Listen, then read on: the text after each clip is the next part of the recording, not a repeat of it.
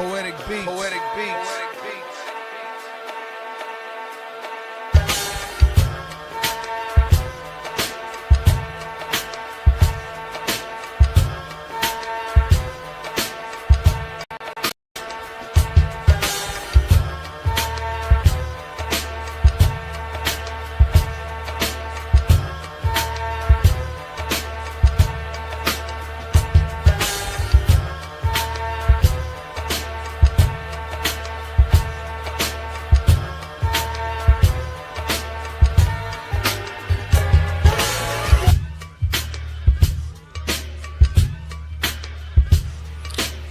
This is First GenXers.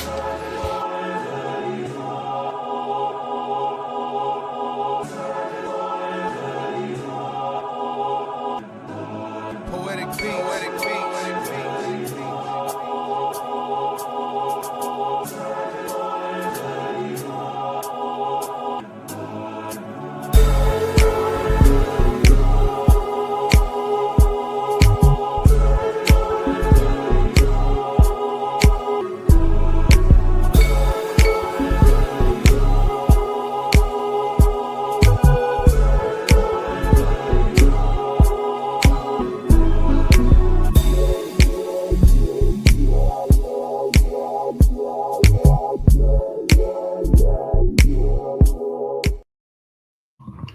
Good afternoon, y'all, and how are you doing out there in, well, Twitch land, YouTube land, wherever y'all out? The intertubes. The intertubes. Thanks for joining us here on this week's edition of the Cheap Pop Podcast. The Saint will be joining us a little bit later. So for right now, it's just me and RuneScryer, and we are here To try to entertain you. to try to entertain you. Yes. If you want to find out more about us, see more clips, all that backstage stuff, read some great articles, all that good thing. Check out the Cheap Pop Podcast on Facebook. Now, Mr. Dave, I was 0 for what, 3, 4 last weekend stumping you? I think the only one that got you was the Beatles question, right? Yeah. All right. So we're gonna open up with this week's pop culture quiz question. As usual, I am always trying to stump Mr. Dave and Mr. Saint. And let's see what we got here. Today's first question. What is the name of the city where the TV show The Walking Dead is set? All right. Think about it for a little bit. We'll come back to it at the end of the segment. Speaking of The Walking Dead, I know that was a horrible transition. I do apologize to all those watching. Like as my guy Boo David. this man. Boo this man. As RuneScryer said before we were on air, the Grim Reaper really had his fill this week. Yeah, he was getting his last minute work done before summer vacation. I guess so. There's only 3 of those deaths we're going to talk about now. We'll save one for the wrestling block. But as he said before, I mentioned him first. We had the deaths of Malcolm Jamal Warner, 54, I believe. Ozzy Osbourne, who I believe was 70. Something, yeah. 73 or 74. And then also Chuck Mangione. Yeah. And you sent us an article about Julian LaFay. Yes. Passing away. So that's 4 right there. And we still got one more to talk about. So let's start with Theo. Otherwise known as Malcolm Jamal Warner. What's funny is that as much as I will always remember him as Theo, the last thing I saw him in was a show that I like to watch a lot called Suits, where he played a prison psychologist or counselor. Yeah. And just seeing him go from where he was to where he is. I didn't realize until I saw this video that kind of stared through his life and all the different stages, actually backwards from his death backwards. That he started the Cosby Show at 14. Yeah. Go ahead. He was our age, man. And I think that's part of Theo was really integral for, at least for me, for the Cosby Show. Yeah. Because he was our window into that show. He was our he was our XP basically. Right. And I had We were a the one lot. we were Right, his target audience, right, basically. exactly. But beyond that, Theo had the same attitudes and outlooks on life that we had Yeah. within the bounds of the show. Yeah. When you're a teen and you're thinking you got it all figured out, you know how to do it. I still remember the first episode of the Cosby Show with the Monopoly money budget in there. Yeah, it's like I can get by on bologna and cheese. Yeah. Yeah, and he was critical to the show's success.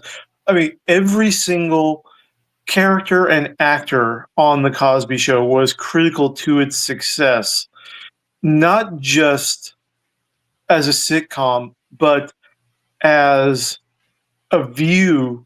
And again, this is white boy outside looking in into presenting Yeah. an African American family as status quo, Yeah. that they had the same concerns. And upper class, Upper class, yes.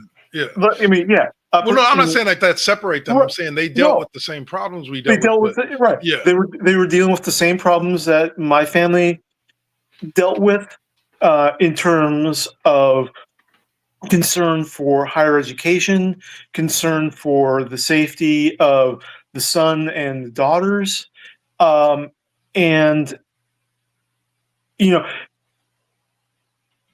I'm not dissing Good Times, because that Yeah. was a important breakthrough show. Oh, that show In was just that, raw. Yeah. right? It was a raw, unfiltered look that status quo America had never seen before, Right. and the Cosby Show was a different look. It was a normalizing for status quo middle America, where African Americans aren't this exotic. You didn't have Theo talking like Jimmy Walker Yeah. in there. Well, I feel what you're saying, and yes, I do agree with you, but I think that comparison is a little off, because JJ in Good Yeah. Times was a representation of young Black Americans at that time. He was less. He is more of a caricature now than he was at the time in which the show was popular. Right. And I'm not saying that he wasn't. Right. What I'm saying is that It was a different. He was still, in response to people, in regards to people like me, middle America, he was still this exotic jive talker. Right.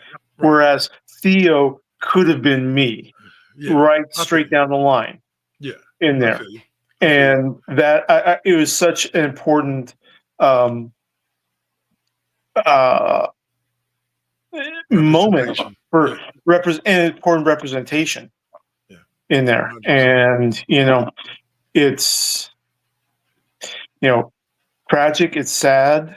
And the story behind his death is like one of, okay, for those of you who don't remember, if you're a wrestling fan, there was a wrestler by the name of Shad Gaspard, and he was a part of a tag team called Crime Time with him and his homeboy JTG, right?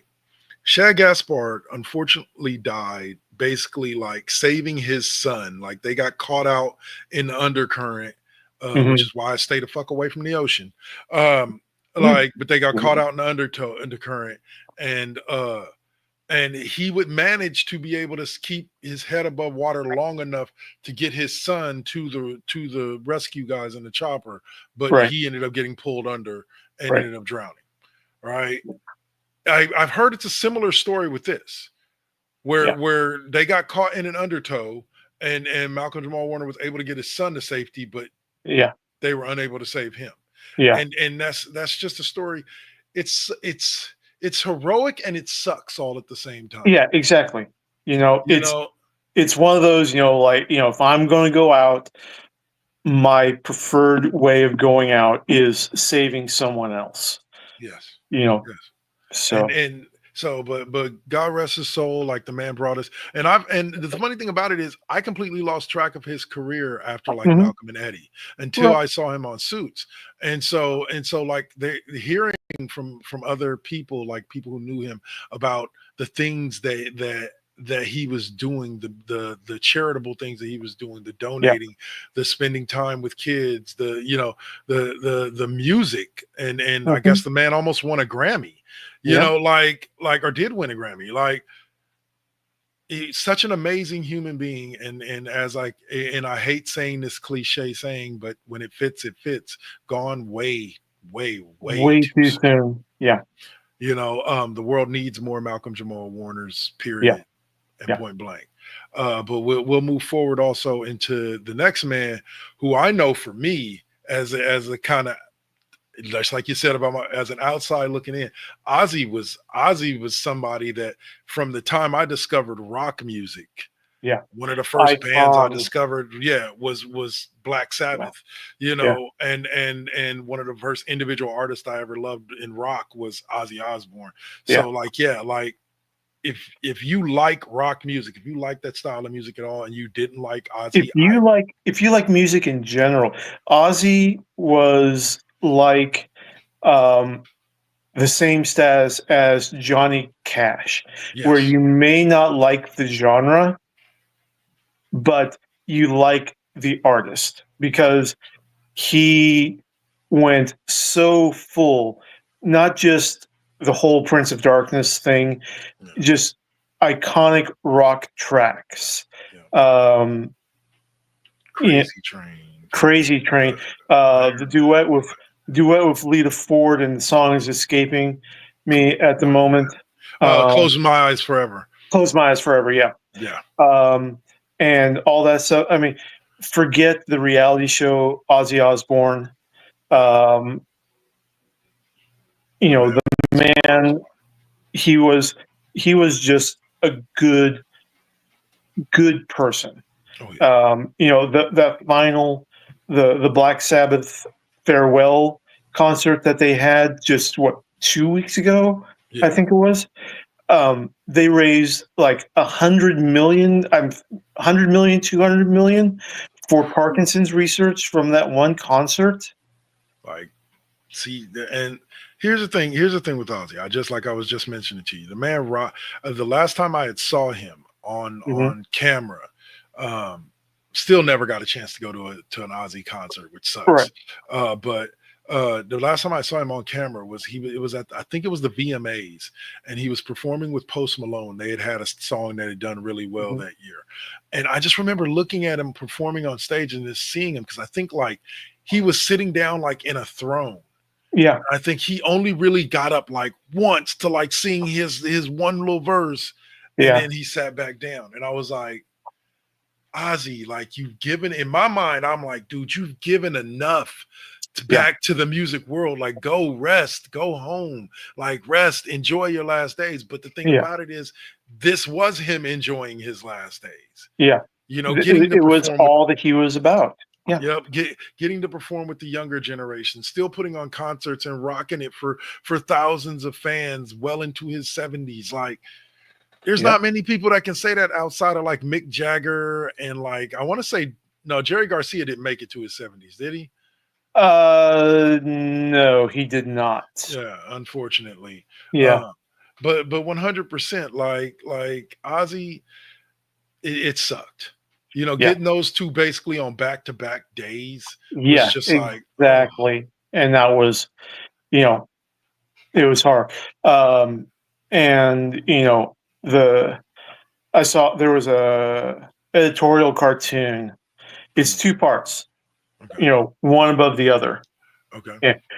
We we're not going to talk about the lower part. You can probably guess the lower part, okay. but the upper part was Ozzy up in heaven, rocking out with um, John Lennon, Freddie Mercury, Kurt Cobain, just this epic jam session.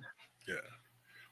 Now, and you said take away the reality series, and Ozzy is still an icon. Like period. Exactly. Yeah. Like whatever. But that reality series was hilarious. I don't care what nobody says. Like Yeah. Yeah. it wasn't the best reality TV show I ever saw. It was watching Ozzy not give a fuck for like an Exactly. hour a day. Yeah. Like it was just like, okay, like Yeah. I can watch this old dude just not give a fuck. Yeah, it was theater of the absurd, definitely. But then again, life is absurd in so many ways. And it kind of points out that the more money and status and other things that you have, the more absurd life can get. I mean, yeah, they pumped up the drama because it's a reality TV show. They always do. But, again, there's a seed of truth in the Osbournes Oh yeah. in there. I believe And Ozzy walked around the house cussing people out. Like oh I yeah. genuinely believe that. Like Yeah, that there's no man was sorry, but to repeat you from earlier, that man is the kindest. It was from what I've heard from anybody that's dealt with him, was one of the kindest souls you could ever meet. absolutely. Yeah. He just had the mouth of a sailor on leave, Yeah. like, and he didn't give a shit. There's nothing wrong with that. There is nothing wrong with that. And Yeah. there is nothing wrong. It's what made Ozzy, it's part of what made Ozzy great. Right. Was the fact that Ozzy was a purely and unadulterated Ozzy at all times. Yeah. And Never gonna get a mask. we're slowly getting an original Black Sabbath reunion in the afterlife. You got Ozzy, you got Ronnie James Dio, and Randy Rhoads, the guitarist. Yeah. Randy Rhoads. A factoid that was told to me a while ago. I was working at Home Depot, guy named Mike, loved him to death. He was kind of like my little, when it came to music, he was my little history library, right? Yeah. And he was like, and I was talking to him and I was trying to figure out, like, how can I do a good Ozzy episode for KD5P? This was long before Ozzy died. Yeah. This was like 2020. I just wanted to do an Ozzy episode. And so I was like, I wonder how can I make it different so that it's not just a typical Ozzy's hits playlist? And he was like, Ozzy as an individual artist used a different guitarist for pretty much every album that he put out. And I was like, what? He's like, yeah. He's like, he even used different guitarists when he was on the road. And I was like, really? So I broke it up.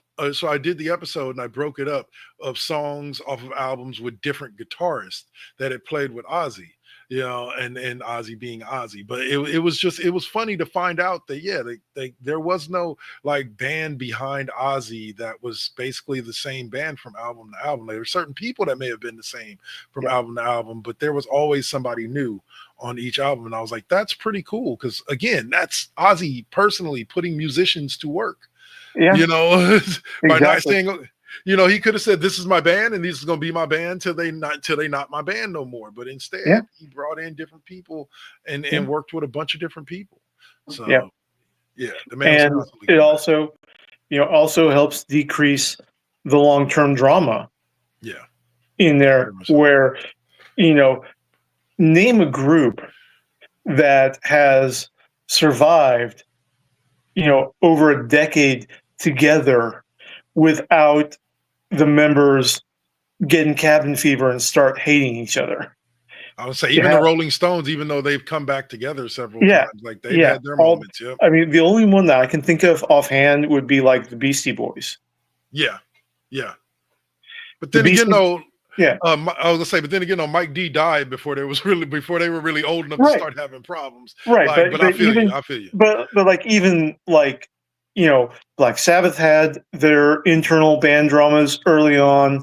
Aerosmith, the Aerosmith, the Beatles, Fleetwood Mac, which is kind of ironic because apparently Stevie Nicks and Lindsey Buckingham are going to be doing an album together soon. So it's like, I can't wait for the epic makeup sex song that they're going to put out. But yeah. Yeah, no, like I get what you're saying. Like you look down the line. Like I said, Aerosmith has had their backs and forths. Like there's the Eagles. Oh my God, how many times? Oh geez. Yeah. It's very true that like there's been bands that are still around today that have been around since the 70s, but there aren't many that have been around consistently since the 70s Consistently, yes, and with and the that same members. yes, Metallica came close, but Cliff Burton died. I think they would have lasted a while. But yeah. all right, Well, yeah, but but yeah, we won't get into more of Metallica, but yeah. Yeah. So, Uh, and then next huh. on the list that you got is for not exactly good, but not exactly the same level of Yeah, iconicness as yeah. Ozzy. He was an Go ahead. icon in his day. Yeah, He was and an in his icon in own his way. day. Yeah, Yeah. yeah, Chuck Mangione, I assume you're talking about. yeah. Yeah, like what's funny is I only really know him through pop culture references, Right. like Exactly. TV shows and stuff like that Well, that I mean, mention him. and of course, 70s, 80s, easy listening radio stations. You could, KPLX. yeah, you could not escape "Feel So Good." Yeah, 100%, Yeah, 100%. But the man um, was an amazing artist. Like he did. yeah. What's funny is he did a lot more than that. He was Oh around in yeah, music for a while. yeah. And You know, you know, and one of the most common recurring guest stars on King of the Hill. I mean, he really. embraced his status in there. I mean, he was who he was. His career was what it was, and he's happy to embrace it. He is happy to have it be the butt of good natured ribbing Reverend, in yes, there. 100%. But he unfortunately again all this week, boom, boom. I want to say Osborne and Mangione both died on the same day. I think so. Yeah, Yeah. yeah. And then we had, last but not least, Julian LeFay. You'll have to fill me in on who he Okay, is. so Julian LeFay is basically um, the godfather of Elder Scrolls. Okay. He was the lead developer for Elder Scrolls, the first two games, Arena and Daggerfall. Okay. And so it is from him that all the lore flowed. Everything that was created Okay. flows from what Julian LeFay did for Bethesda. Wow. And when you take a look at just how amazingly deep it is, I mean, we're talking games. Arena is getting close to 30 years old, and you can still play through it and find new bits of lore that have you didn't realize exist. You think you know Elder Scrolls, and then you find something, and it's like, oh crap, I didn't know that. And Wow. it's minor to where it doesn't get added in, but then it's important within the game Yeah. in there. Okay. Yeah. So So I the gaming world yeah, lost absolute another one, huh? Well, how old was absolute. he though? I cannot remember offhand. I think he was into his early 70s. I want to say. Okay. So he Yeah, lived a good life. He lived yeah, a full life. yeah. I can't pull up the article right now because again, I'm on my phone for the last time doing the podcast, Yeah. but so I can't really access The information. the information offhand. Yeah, like I Well, normally do.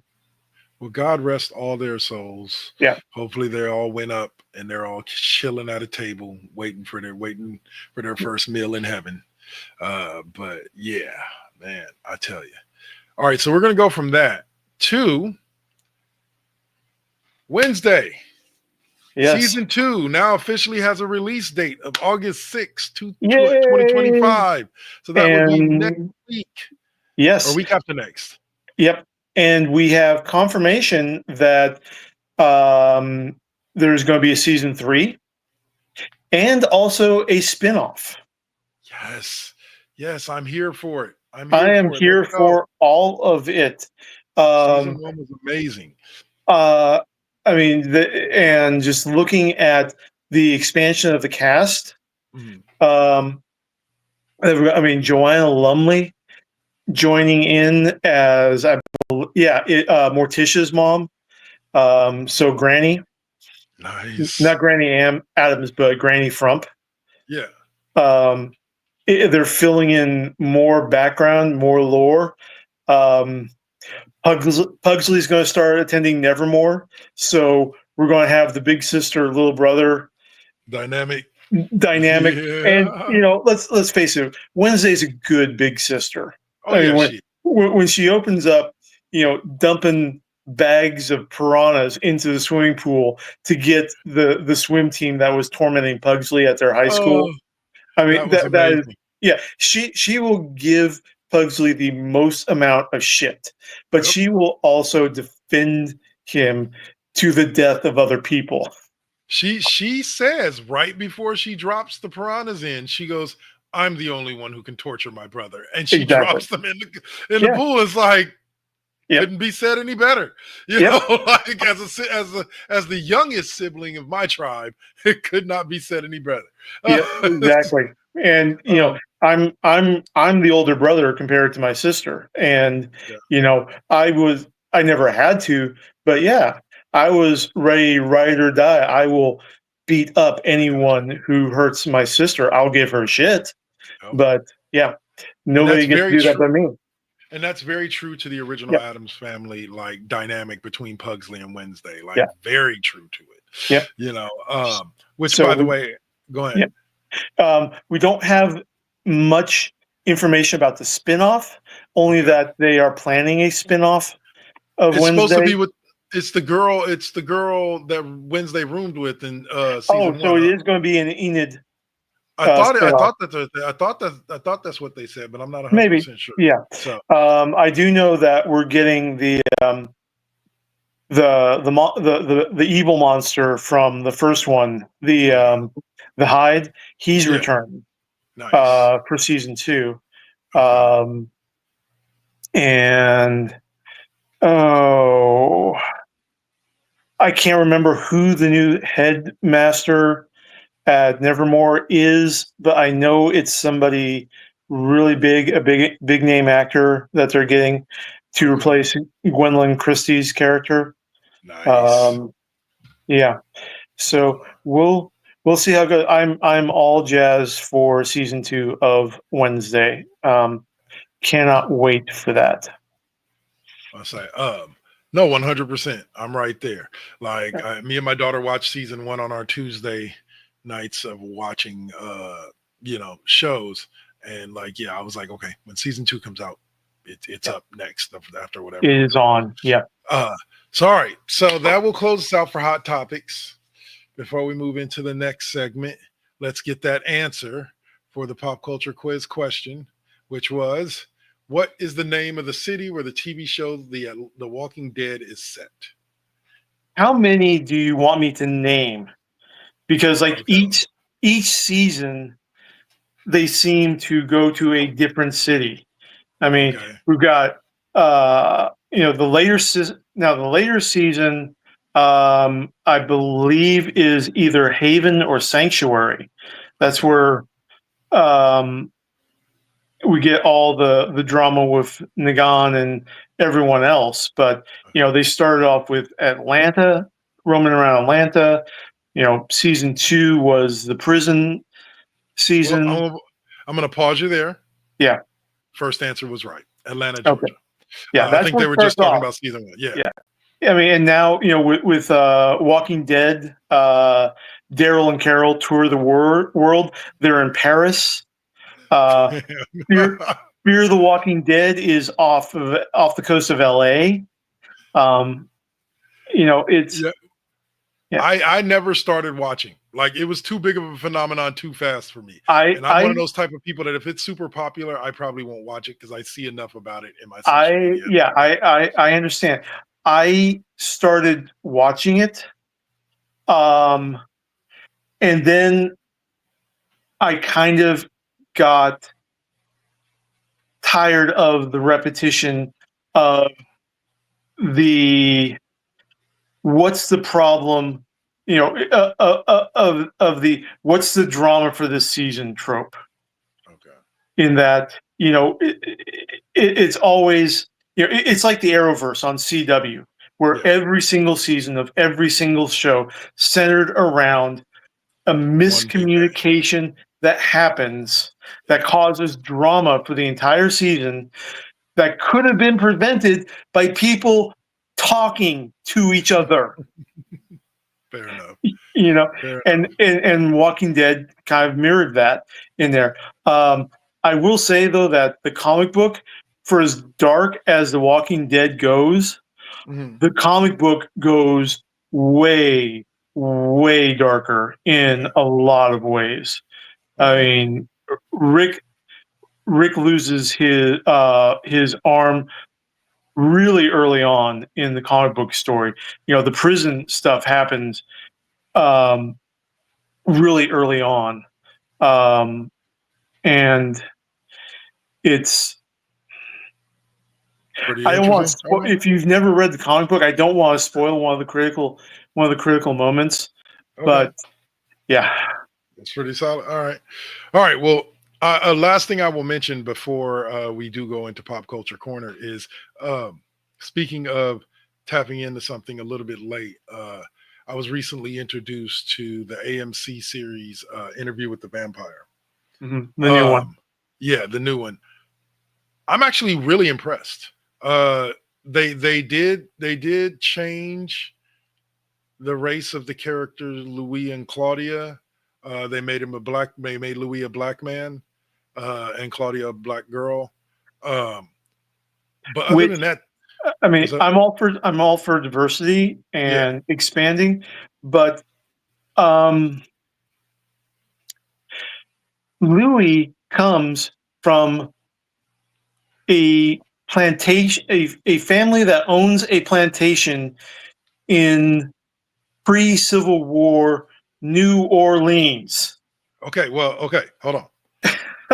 Now hold on. First, they still stuck with that, even with switching Yeah, it to a black man. The Pontulac family is from the Pontulac plantation. They own the yeah, yeah. Pontulac plantation. But okay, here's the thing about it. The only thing that changed my mind, well, first, I didn't have an issue with it at all. I actually No, like the perspective of telling yeah, this story. Now, I'm not saying you do. I'm just saying, like, I actually like this yeah. perspective of telling this story as a black man in Louisiana as opposed to a white man during those times. But in Exactly. general, It changes. It changes so much, and I but like it. yeah, But um, he. But here's what. Hold on. Here's what sold me on it. yeah, When Anne Rice herself came out and said that she originally wanted the character of Louis to be a black man in yeah. the South, but she was afraid how that would have been received Fair, at the time. and that's fair enough. Yeah, and another thing that's from her is that the show definitely leans more into Louis and Lestat being lovers as opposed to the kind of The sexual implied, tension. yeah, the Yeah, the implied implied stuff. homosexuality. Yeah, Yeah, from the movie with Tom Cruise and whatchamacallit. It's uh, more of like, yeah, they are lovers. And yeah. according to her, that's how she originally wanted to write the characters, but again, didn't know how people would respond. So those two kind of things cause my mind not to worry about that. Not to say yours did, but I'm saying like it caused my mind not to worry about that. But I noticed how close they kept everything to the book. The only thing that they did differently is the same as the movie did differently is they Mhm. aged up Claudia, and I always will understand that because in Yeah, the book I she's like will always. nine, Yeah, 10 years old, yeah. and so like yeah, you're not going to show the things you're going to be showing with her with a 9, 10 year old. Like no, No, no. And I totally get that. It's completely different when, like, um, have you ever read Stephen King's It? I've read through most of it, but not all of it. Yeah. Okay, the end of the 1950s, 1960s portion of the book, when they skip around alternating chapters, when the losers defeat it for the first time, and they Yeah. make the promise. Oh, what's up? They Thanks, Jay, to the row. Sorry, real quick. Thanks, Yeah, Jay, to the row for the raid, bro. Appreciate it. thank you, sir. But Yeah. yeah, the losers in the book, Uh, they run a train on Beverly to seal the promise. uh, Literally, it's not graphic, yeah. but they That's talk that. about each boy getting his turn with Beverly. Wow. as I understand what King was trying to do with that, the Yeah. whole awakening of adulthood Yeah. and that transition from childhood to adulthood. Yeah. In there, I understand it. Still not good. Still not good, 100%. And Yeah. but so like those are really but other than that, they're telling some stories from different perspectives that Hmm. they didn't in the original book. And here's Right. the one thing that I loved about the show is that from the get-go, they take you out of the mindset of comparing this to the movie by making the movie canon in this universe to an extent. Is they set it up to where the everything that happened in the Tom Cruise Brad Pitt movie Hmm. was the first time that he had a conversation with With this, the interviewer. right, with the interviewer, and then brought it forward by saying yes, and now I've brought you back because my recollection, and this is what I loved about it, my recollection of that stuff may not have been as good as it is right now when I talked to you last. So Hey, I mean, now I don't know it, about you, but my memory's perfect. I yeah, remember I everything. know. But no, but like really, it's set up immediately that okay, we're gonna be changing some things. Yeah.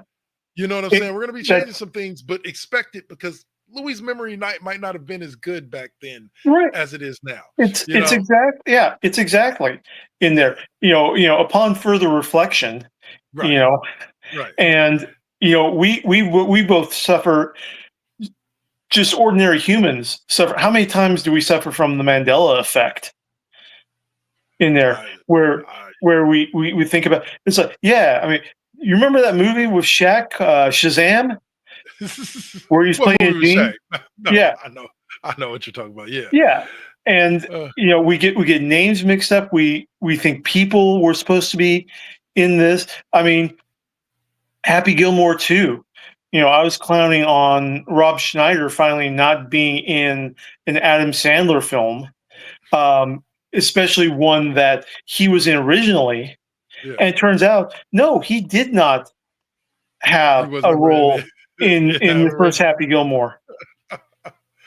Oh It's just man, yeah.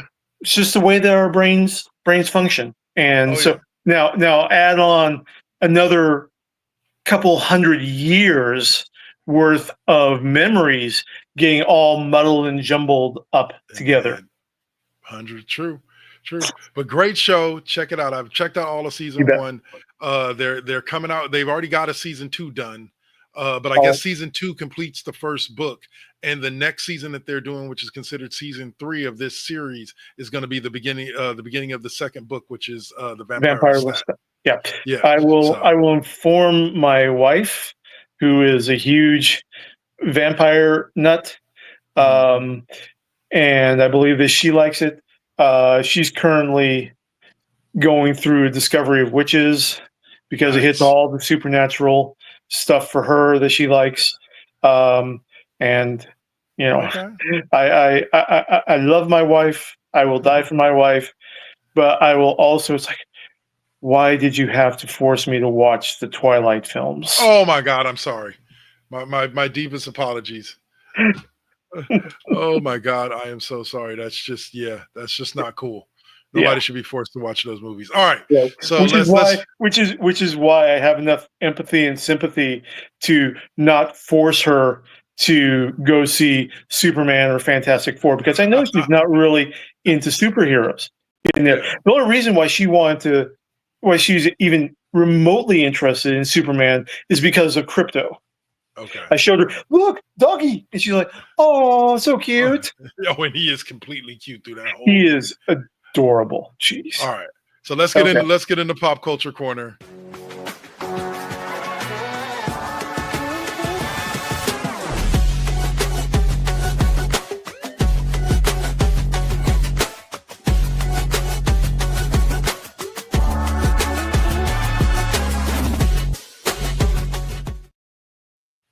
All right. Welcome y'all to Pop Culture Corner.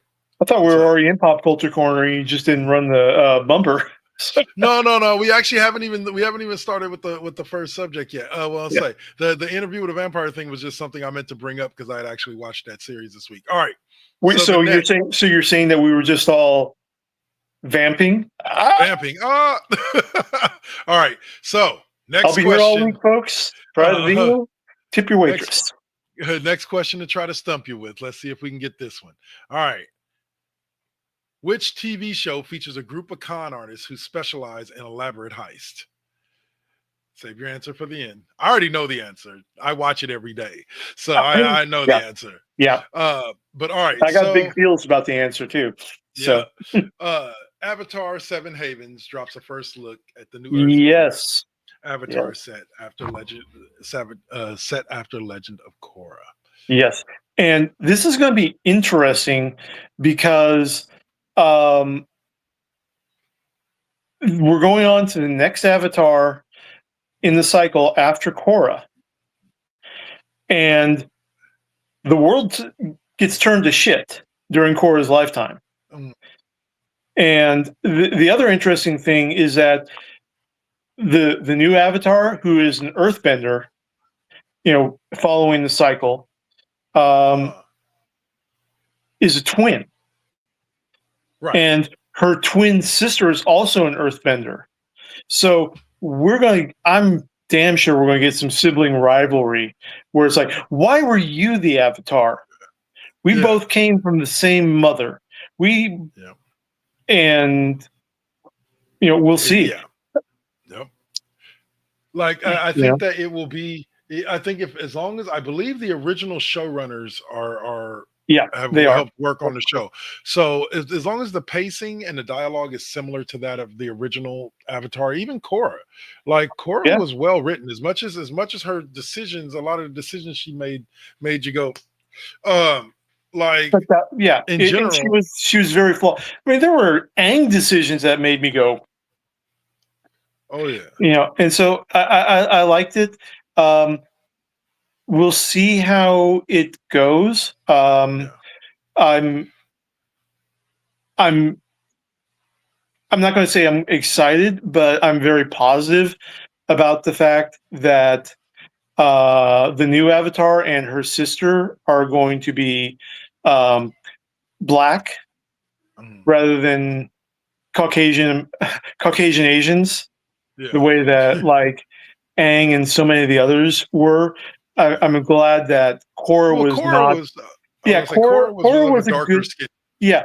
In general, the series does a good job of detailing non-Caucasian fantasy cultures in there, and you can see all the tribes, and the water tribes are Inuit. The Fire Nation is Japanese because, of course, the Japanese are always the bad guy in the Asian sphere. It's a well-earned trope. I'm sorry, guys. And the Earthbenders are Chinese, and the air nomads were Tibetan. So it's they've done everybody. There were people of different skin hues in all the tribes. Right, like, exactly. That's the thing about it. They didn't separate them by skin color or by various. Were all there was still a preponderance of Caucasians in there. Yeah, of course. Dude, I just came across a Facebook post that it's one of those choose posts. Who's the planet is being defended by one of these heroes. Who's the best protected? They had Blue Marvel. I'm looking at them as like, who the hell dipped Blue Marvel in a vat of bleach? Hold on. Yeah. So, but yeah, getting back, I'm all psyched for the new Avatar series. It's one that I've absolutely loved. Shyamalan film notwithstanding. That does not exist, man. That does not, the live action. Don't acknowledge that one. Live action adaptation has been fantastic. I am all looking for. And apparently, there's also just been announced a Avatar. I guess it's going to be a mobile game. Yeah, I actually Where, downloaded a mobile game or a version of yeah, a mobile game for Avatar. yeah, Yeah, it's pretty and dope. it's basically summoning all the avatars throughout history Mhm. and creating your party from them. So you're going to have Aang and Korra and Roku and Kyoshi and Kyoshi. yeah, Yeah, yeah, yeah, all working together that would be in it. pretty dope. And so that looks very interesting. Um, and also at San Diego Comic Con, we had the gathering of the avatars. We Yeah, had the cast from both Avatar and Legend of Korra just mm, hanging out together at a panel in there. that's And epic. I always keep forgetting this. Dante Bosco doing Zuko. Um, Mhm. you know what Dante Bosco's first role was? What Rufio. was that his first role? Rufio. That was one of his first roles. Yeah, it definitely his first big role in Hook. But yeah, Wow, that's yeah, insane. Like, yeah, man. Like, I've always known that. Yeah, I've always recognized Rufio, but like, I didn't know that that was his first role. yeah. I I thought just that he had been in other things before that. He was yeah. also, I I believe, in Surf Ninjas as well. Probably, yeah. I Heavy mean, I Rain. just completely. I mean, it's like it's one of those things where okay, I'm going to remember it this time, and then like 2 years later, you re-encounter it. It's like, oh crap, yeah, I forgot about that. All right, so we're gonna But have a little. Go ahead. but they had there's also a clip going on YouTube of all the voice actors in Avatars Hook. Yeah. doing um, one of their one of the more notable lines of their Mm, characters going through in there and doing it live on yeah. there, so you get to see them performing their characters live. It's Live. really That's cool. insane. Yeah. Architects of Fate is in our Twitch room.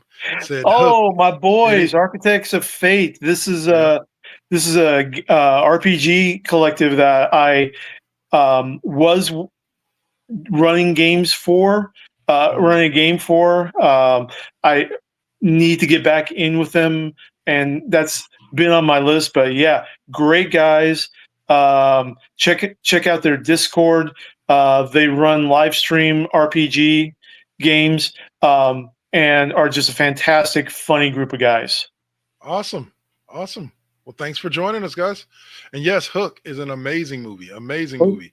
All right. So for this next part, for this next subject, we're going to have a little bit of a visual help.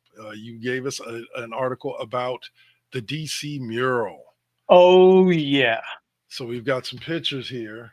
And you have to yeah. tell us about this. So yeah, so in Superman, in the scenes in the Hall of Justice, Uh, headquarters of the Justice Gang, um, we Justice have Gang. this gigantic mural that details in one continuous picture the legacy and history of James Gunn's DC universe. And there That's are right. some absolutely deep cuts in there.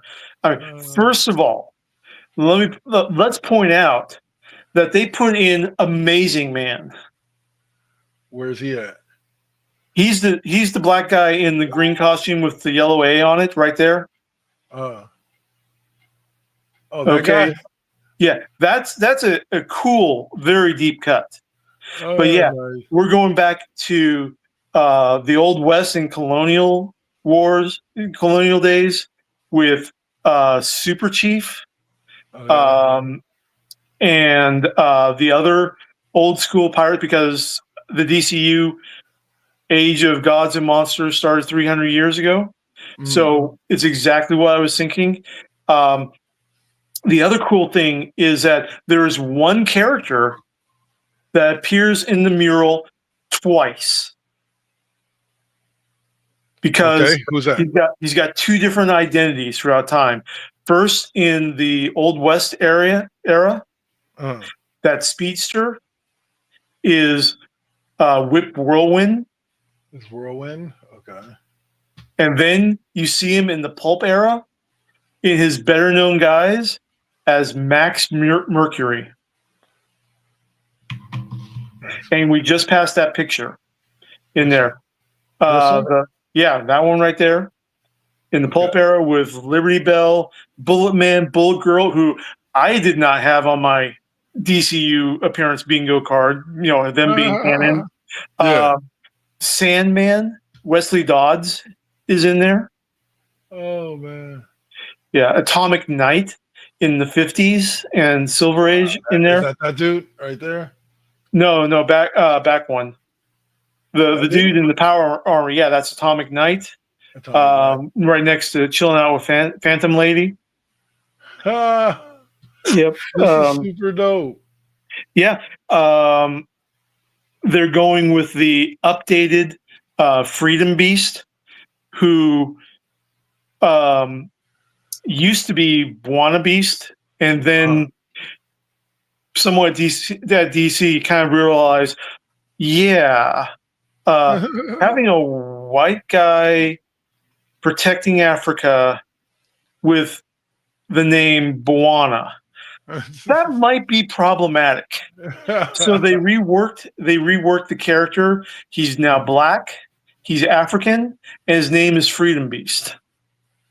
That dude? So that dude in the corner in the luchador. Yeah. That's super dope. Yeah, I'm just looking through there, and that the last image, the modern age that I was looking at, where the skyscraper in the background, that's the Wayne Enterprises symbol. Mm-hmm. And so at first I thought that the guy, the billionaire in front of it with the classic atomic structure image in his hand, that was going to be Thomas Wayne. No, that's Max Lord. What? No. Sean Gunn. Because Sean Gunn makes his appearance as Max Lord at the end. Yeah. In there. Yeah. And I am disappointed that that didn't include anyone from Creature Commandos. Especially G.I. Robot. Right. Nobody from no G.I. Robot, who was a big 1940s character in the new DC Universe lore, and didn't have the Metal Men either, because in Creature Commandos we find out that Will Magnus based the Metal Men's artificial intelligence off of studying G.I. Robot. Okay. So still absolutely fantastic. Some deep cuts in there. James Gunn has it on his Facebook page, although there's plenty of comic book sites that are talking about this now, and they identify everybody in there. And in that first picture, that first panel where it's got the early 1600s, 1700s characters in there. The chick with the hammer, the woman with the hammer, she's an Amazon. I cannot remember her name. It's not Hippolyta, but she's an Amazon who entered into man's world at one point. Huh. Yeah. No, not that's the name of their. And the early one with the woman that's in the purple robes with the yellowish mask that kind of comes down. Mm-hmm. That's Madame Xanadu. When she was possessed by a Lord of Order, the same way that Dr. Fate is possessed by a Lord of Order. Huh. So absolutely deep cuts. James Gunn did the homework, did the extra credit assignment, and aced the test. He's good at paying homage where he is very good at doing stuff like that. And it just makes me all the more excited for further continuations in the DC universe. They already had me at Creature Commandos. They hyped me with Superman. I'm good to go for the next. Same here. I'm ready to whatever he's got planned. All right, so this will probably be our last subject, the Pop Culture Corner. Yeah. You got started a little bit late, but yes, we'll get here. Fantastic Four: First Steps has a higher review score than every other Fantastic Four movie combined. And that's 4 movies Yeah. in there. That's the original Roger Corman 1990s film. Okay. The first Fox Fantastic Four film. Yep. The Fantastic Four Rise of the Silver Surfer. Which I thought was a pretty good movie. Yeah, it was okay. It just aside from Nebula Galacticus, and whatever the hell Josh Trank was trying to do with Fantastic. Oh,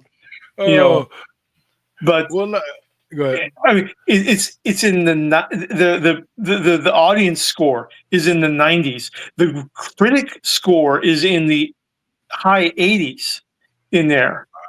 But the audience score, it's for one film, it's better than 4 films combined.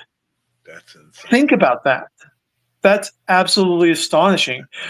Also, apparently, the Fantastic Four movie, Earth, that reality is Earth 828. 828, which is so they're not on 616. No, it's not. But more importantly, that's a reference to Jack Kirby's birthday, August 28th. So 828, nice. That's savage. So I like little nods like that. Yeah. I mean, I'm going to be going. Have you seen it yet, or? I'm going to be seeing it soon. Yeah, I'm in the next couple days. I'm going to be seeing it soon too. So Nice. I am so hyped for that. It just looks absolutely brilliant. It's going to make me feel. I've got a feeling that I'm going to feel the same way about Fantastic Four that I felt about Superman, which is we're finally bringing hope and positivity back. Now, the MCU didn't necessarily need that readjustment.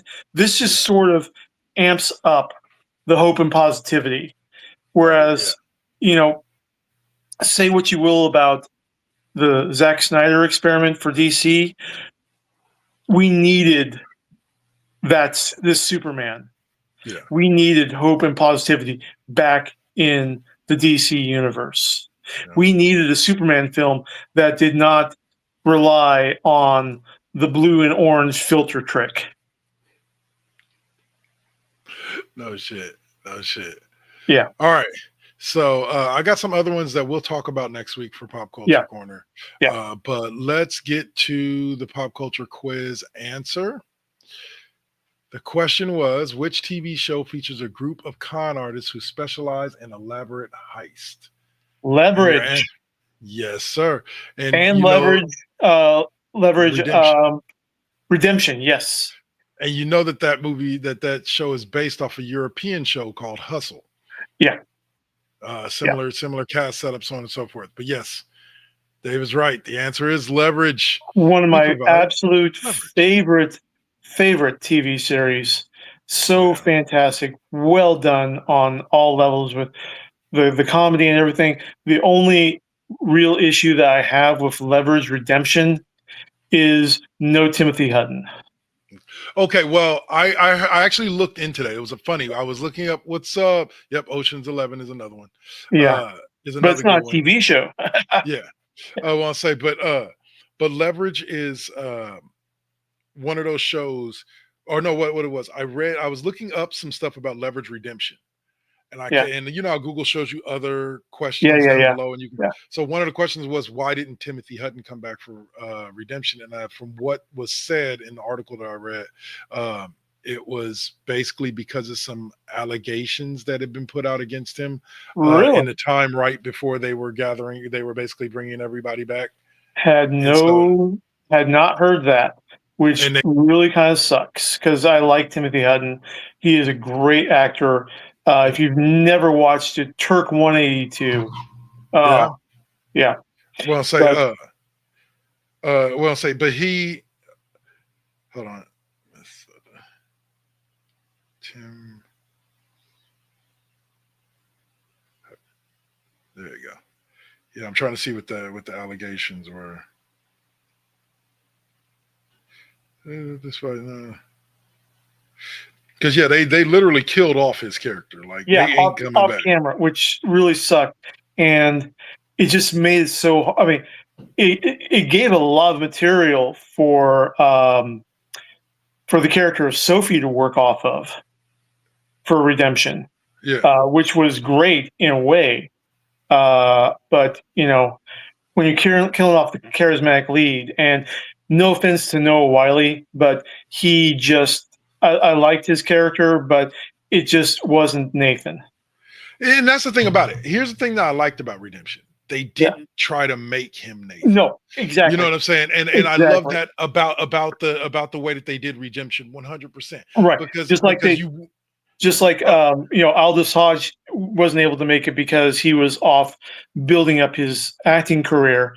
Yeah. And they didn't try to turn his little sister, I can't remember the name of the character or the Brianna. actress. What? Brianna was the name of They it. didn't try to turn Brianna into a mini Hardison. No. Right. Matter of fact, they literally establish that and say that upon bringing her in, like, you don't have to be Hardison. But he does come back often. That's what I love over the 3 seasons of Redemption. I mean, I remember he's come back often. Yeah. Again, and that's another case where it's like I felt sorry for Parker because Sophie and Parker at the end of Leverage, they had their happily ever afters. Yeah. And then with the reboot series, they had them snatched away. Well, yes and no. Parker still has her happily. Her and Hardison. Oh yeah, she does, but it's the extreme long distance relationship problem. Right. But the one thing I loved about the way that they ended the original Leverage, and this is what set up Leverage Redemption so well, is that in the original Leverage, Nate basically teaches each of them how to be a mastermind within their own right. Within their Sophie, own, Parker, and you have episodes that kind of emphasize that, that he's training them. And now Redemption. Yeah. Sophie's in charge. Sophie's in charge, but it's more of a democratic assembly where everyone gets to bring in their own projects that they take the lead on. Right. And even Harry has had his moments in Redemption. And I do like the callbacks, a lot of the callback episodes that they've had to storylines from the original Leverage. But I have to say this. What's funny to me is, the actor Christian Kane. Amazing actor. He's a musical artist. Love it. Spencer was. Elliot definitely Spencer. Elliot Spencer, one of my favorites. So happy that they integrated that food truck passion of his into the plans. But what I was going to say is that he's the reason. Besides Timothy Hutton, he's the reason why I started watching the show. Mm-hmm. Back when I used to live with my mom back in like 2009, about 2008, 2009. Yeah. TNT used to run the entire series Angel in chronological order. And I started one day, like midway through season 5, watched all the way through the finale, and then started over with season 1 and watched it. Over 5 seasons of Angel, fell in love with Christian Kane, the actor. Like he plays the anti-hero very well, the tough guy with a heart, if you would call it. And then to see him in Leverage when I started watching it, when I watched the first episode, was like, oh my God, this guy, yes. And Elliot Spencer, the character, lived up to everything that I thought and hoped that the character would be.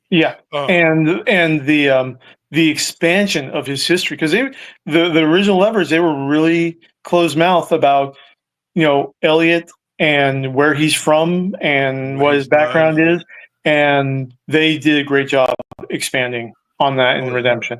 But so that was the trivia question that we that was a trivia question. I'll say, so coming up after the break, we're gonna have the one and only SmackDown Alley. We're going to talk some Raw, some SmackDown, and the upcoming Summer Slam pay-per-view. Hopefully, Saint will be able to join us by then. We hope so too. Talk to wrestling, but if not, let's roll on. It's not like we don't have a lot to talk about. A lot to talk about. A lot to unpack and talk about. Yes, we do. All right, y'all. So this is the Cheap Pop Podcast. I'm Dark Lord 100. That's Rune Scryer, and we'll see y'all after the break. Peace. Oh, there it is. Oh, that's intro. Hold on. Where is the like? Oh, maybe I have it. No, I can't switch the. Where is it? Hold on. Give me a quick second. I thought I had the intro block. Oh, that's because I have to do it through here. Wasn't thinking. Sorry, y'all. Sorry, y'all. That was my bad. My bad. Let's see. There we go. And Cheap Pop Podcast. There we go. Commercial block. All right. And peace.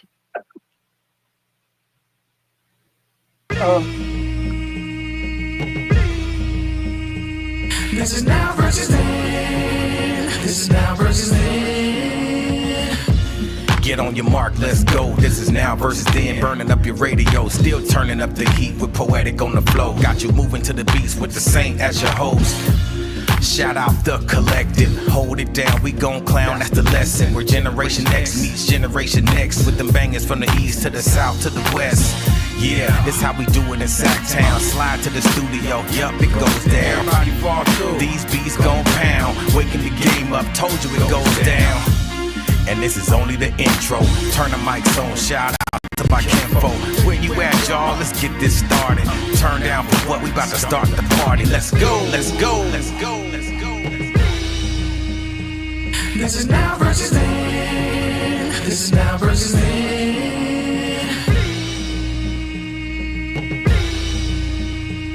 This is now versus then. This is now versus then.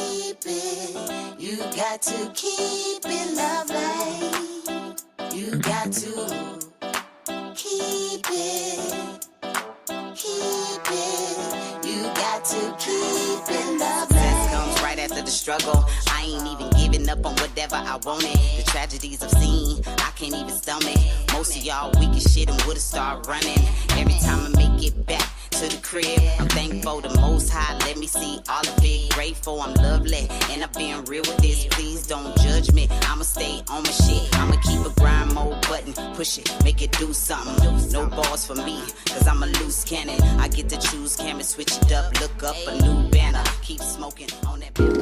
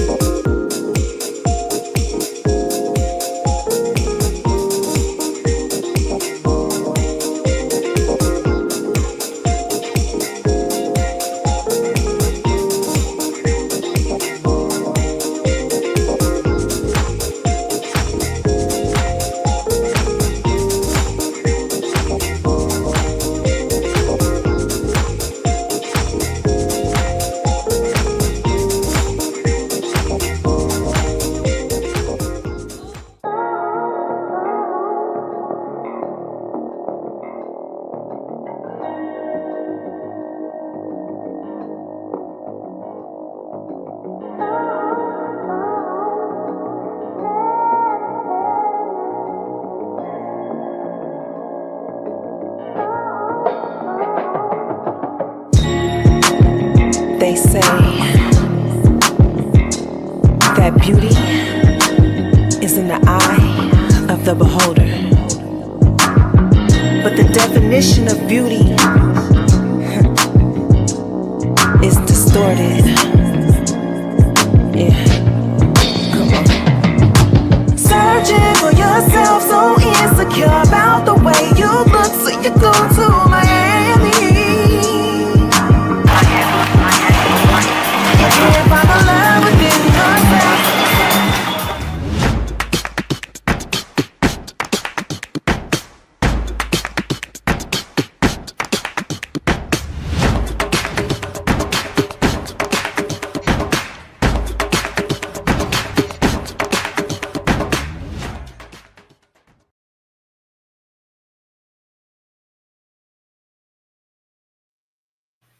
All right, and we are Hey there. back. Yep. Okay. Thank y'all for sticking around. For those of you that did, appreciate you. Oh. We are the Cheap Pop Podcast. Boop. And we are now into Hit That Intro, sir. Yes, sir. We are now into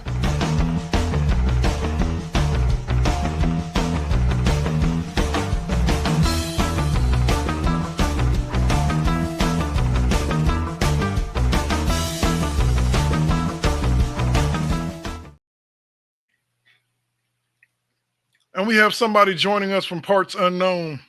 Oh, The man with the master plan. he's finally here. What's up, Agent K28, otherwise known as the Saint from MC Hey. Fusion? Welcome to the show, brother. Welcome to the show. It's been a long day, but I'm Yeah, here I for totally it. understand, man. I'm here Yeah. for it. But yeah, let's rock, because I know we got quite a few things to uncover before this damn Summer Slam, man. Like, Yeah. Yes, we do, sir. Yes, we do. yeah. Can we just hold on just a second? Can we just talk about Mr. Roman Reigns? Can I just do my OTC little is back, baby. piece, like, Yep. you bitches need to recognize the OTC is back in the building, and guess what? All hell is gonna break loose. Not just that. All hell is But, gonna break loose. Did you guys see the after Raw ended, the footage from after Raw ended? No. No. So everyone's still marking out for Roman. And Jay gets up and starts leading everybody into a yeet. Oh yeah, I did Okay, see yeah, that. yeah, I did see I that. did And, see that. and Roman gets up on and starts leading the yeet as well. So yeah, he's well, I feeling think that. We're in the process of we've already baby faced him. We're in the process of making him a full face. And, Yeah. and do not get this wrong, haters. I don't care how much you hate Roman Reigns. At some point in the future, expect to see him with gold around his waist for a while again. Maybe not 5 years. I doubt we'll ever get another run like that. Yeah. But expect to see him with gold around his waist. The OTC is going to be heading for. He's just got some family business to take care of right quick. Yeah. He's got Right to stand quick. on the family business. Right quick. Right quick. Shit. He's Yeah. listen, there is no such thing as right quick. He's fixing to come in there, lay the smack down Yep. on purpose. He's going to be And, a flying boot to asses. It's Yeah. him and Jay versus trying to remember who attacked him this week. Braun and Bronson. Yeah, because- Braun. Yeah, Braun. Braun. So yeah, that's going to be an interesting matchup.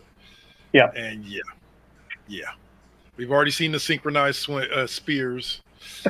We saw Yeah. that on Monday Night Raw. That was fantastic. Well done for all four guys involved, because that was perfectly timed. I'll say CM Punk kicked off the show on Raw with a promo about his match with Gunther, which I'm looking forward to. Yeah. That's gonna You be know. that's gonna be a good match. 100%. Like Gunther and Punk are just opposite enough of each other to give you an amazing match. Yeah. Punk is, like you said, opposite of Gunther, but he doesn't have the same party vibe that Jay had. Right. That Jay Right. has. So it's not going to be. It's not going to feel like the same another rehash of the Jay Gunther match. Right. Right. And yeah, because CM Punk definitely has a different style. Like what's funny is that both Gunther and CM Punk at one time in their wrestling career, Gunther just a few years ago, and still pretty much till this day, have been considered amongst the best wrestlers in the world. Right. They just wrestle two different styles. Right. You know exactly. what I'm saying? Like Gunther's a more slow. Gunther's a more along the lines of, if I had to compare him to somebody else, Gunther's along the lines of Roman Reigns. Yeah. He's a more slow, methodical type wrestler, right? Yeah. Whereas CM Punk is a more quick pace, boom, boom, boom, boom, boom type wrestler, but he can slow it down at any point that he wants. Yeah. You know, and make it happen. So we saw the setup pipe for that. bombs and pipe bombs. You know, pipe bombs. What was I saying? Oh, can we just speaking of pipe bombs? Back to the Roman Reigns. Oh no, we're going to get to. I'm sure we're going to get to the Roman Reigns promo that he did at the end of Raw, right? Yeah. Okay, never we can mind. get to that. That's fine. I'm not we going can to get get to ahead that. of. We can get to that. Yeah. So at the end, when Roman was Paul Heyman's out, he's got Braun in the ring with him, and Paul Heyman makes the devil deal to Roman, saying, "Oh yeah, you know why? Well, Seth Rollins is out. This group needs a leader." that was I'd a like good to promo. offer you that position. Yeah. And meanwhile, Braun Breaker is just like he's straining at the leash, ready to go. He's staring a hole through Roman. Like he's trying, and Roman's just like looking at Braun with the Michael Madsen. Are you going to actually bite there, doggy, or are you just going to bark all day? Well, here's what's hilarious about the Roman promo in general, and this is the funniest part to me. It had a lot of great moments, but the funniest part to me in general is the fact that Roman walks into the ring, does everything that he wants to do, and from regards to going to each side of the crowd, to putting the ones up, does all of it, and takes the mic, and even does the acknowledgement. Right. Yeah, and the whole time, Braun and Braun are sitting there. Bronson and Braun are just sitting there, me mugging him. He's just and just like, cool, smooth. I'm an OTC. I don't give it like yeah. And then pretty much. Yeah, and then Braun Breaker takes the mic from Paul Heyman and says, "We don't need you as a leader." Blah, blah, blah, blah, blah. Oh no, that was you're skipping the part where Roman calls Paul Heyman a dumbass. Oh yeah, well of course. That he's like, "You're not a wise man. You're a dumbass." Yeah, yeah. So, but then was great. But so Braun's barking, and Roman's got his mic. Roman's about ready to exit the ring when Braun starts. And first time, I will say, kudos to Braun Breaker. This is the first promo I've seen from him that has the Steiner intensity. Yeah.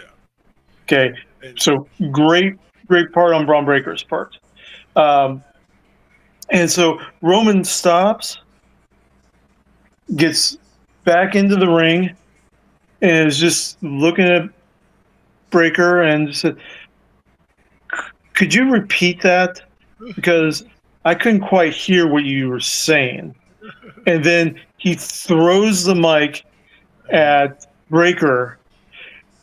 Braun's like, "Oh, what?" And he catches it just in time to get a Superman punch to the face from Roman. Yeah. I can't understand the damn thing you just said. Hold on, maybe your mic was off. Here, take mine. That was beautiful. What were your thoughts on it, Saint? You look like you got some thoughts on that segment. Nah, listen. For me, it's like I'm just listen. The drama, the intensity, and everything in every promo that Braun Breaker gets into his mic skills are just like They're They are really improving. getting fucking great. And Right. it's like he actually has a brain in his head, because if you look at Braun Breaker, it's just like he's all meat, no brains, and he's just, he's just a guy Right. that he's like, he'll break a plate over his head and then he'll just start laying out bodies everywhere. But Right. I mean, come on, you've seen the commercial for the insurance shit. Let's play. Yeah, come on. Yeah. Braun Breaker is my boy. Yeah. But I mean, but like I said, like I said, I've never really been impressed with Breaker selling the promo. I mean, we're talking about the son and nephew of the Steiner brothers. If anything, in addition to wrestling skills, he should have gotten their promo skills trained into him once he started down this path. But he's never shown it yet. Aside from the Steiner Math promo ahead of WrestleMania. I mean, he nailed that perfectly, but he just didn't have the crazy intensity that his dad and uncle would have in there. And I don't think he should. Like, I think that there's a thing to separating yourself from what your family is most, or what you are most, what people want to see out of you to become this thing that's kind of his own thing. Like Braun Breaker, I want to say there's a reason why, like when Paul Heyman mentioned it the other day when he was putting over Braun, why like they didn't really talk a lot about him being a Steiner. Like they talk about it every now and then, but it's not a constant thing in what they did. Now, what's funny is they did when he was in NXT. Right. But they don't as much now that he's on the main roster. And I think that's because even Triple H kind of wants him to develop his own way. Then if they really want to do that, the best thing to do to stop the public, reminding the public that this is Rick Steiner's nephew, change the name of the move. Stop calling it the Frankensteiner. But that's what it's called. Okay. But that's what the move is called. Like, as far as I know, it was used by the Steiner brothers, but the Frankensteiner is the name of the move. Yeah, that's pretty much like the Steiners' go-to move. Fair enough. But we have seen classic moves renamed in there. But again, 6 of one, half a dozen of another. Your mileage is going to vary. Fair enough. And especially with Braun Breaker now, the way he's doing the Frankensteiner, like, God, top rope, damn, that is straight insane. That is, man, that's like, well, you kind of pass, like, we know how the Steiner brothers got down, especially in WCW, and before the emergence of Big Papa Pump. You know what I'm saying? But, geez, I mean, really? Off the ropes? And you look at the first time because the first time I saw that, the very first time I saw that, I was like, whoa, mother. Did he? That boy's athletic. Yep. He's athletic. Hey, wait a minute. I think I called you when I was like, what the fuck was that? That's that athleticism. That's that Steiner athleticism. Yeah. But I get what you're saying, Dave. But at the same time, I think it's more of he's just trying to find his own way. Also on Raw, another one of the kind of key things is we set up the tag team title match. Actually, we set up the tag team title matches for both Raw and SmackDown for SummerSlam. In that we got the LWO is going to be facing Finn Balor and JD McDonough, which should make for an excellent match. If you've ever seen those two, I can't remember the name. Wild and can't remember the name. Toro Del Cruz. Yeah, Tel Cruz. But if you've ever seen them go, like they can go. They fantastic match against American Made in there. That was in the New Day. And the New Day, yes. And the New Day. We have to excuse the New Day because they're still in mourning. They're mourning the tag team division. They died when they lost the titles. Yeah. But that Yeah. that like I said, I think that match is happening at SummerSlam. Let me check the SummerSlam card. Yep. No, wrong Judgment Day. Nope, it's not taking place at SummerSlam. So it's probably going to be the Monday after SummerSlam. Right. Because it's not on the card right now for SummerSlam. But we also had Becky Lynch, or not Becky Lynch, but Lyra Valkyria and Bayley challenge for the women's tag team titles. Yep. Which is interesting. Yeah, that was who did they go up against on Monday night? Rodriguez and the current champs, Rodriguez and Perez. Yeah. Which bravo to Roxanne Perez. She's fitting into her role in the Judgment Day beautifully. She is doing really good in there. Yeah. Roxanne Perez and Raquel Rodriguez, they've got that synchronicity where they're anticipating what's going to be coming next, what's going to be coming their way to figure out the next moves. I do love the storyline behind it, where Bayley went and got them after they just beat the hell out of each other in a 2 out of 3 falls match the week before. Yeah. Bayley went out and got them the rematch for the women's tag team titles. The next week, Lyra Valkyria's like, "I hate what you. What the hell are you smoking? Why would I? What are you doing? I just beat you last week." It was great. And again, so happy that Lyra is going back to the darker color themes for her costume, because, she's such a badass.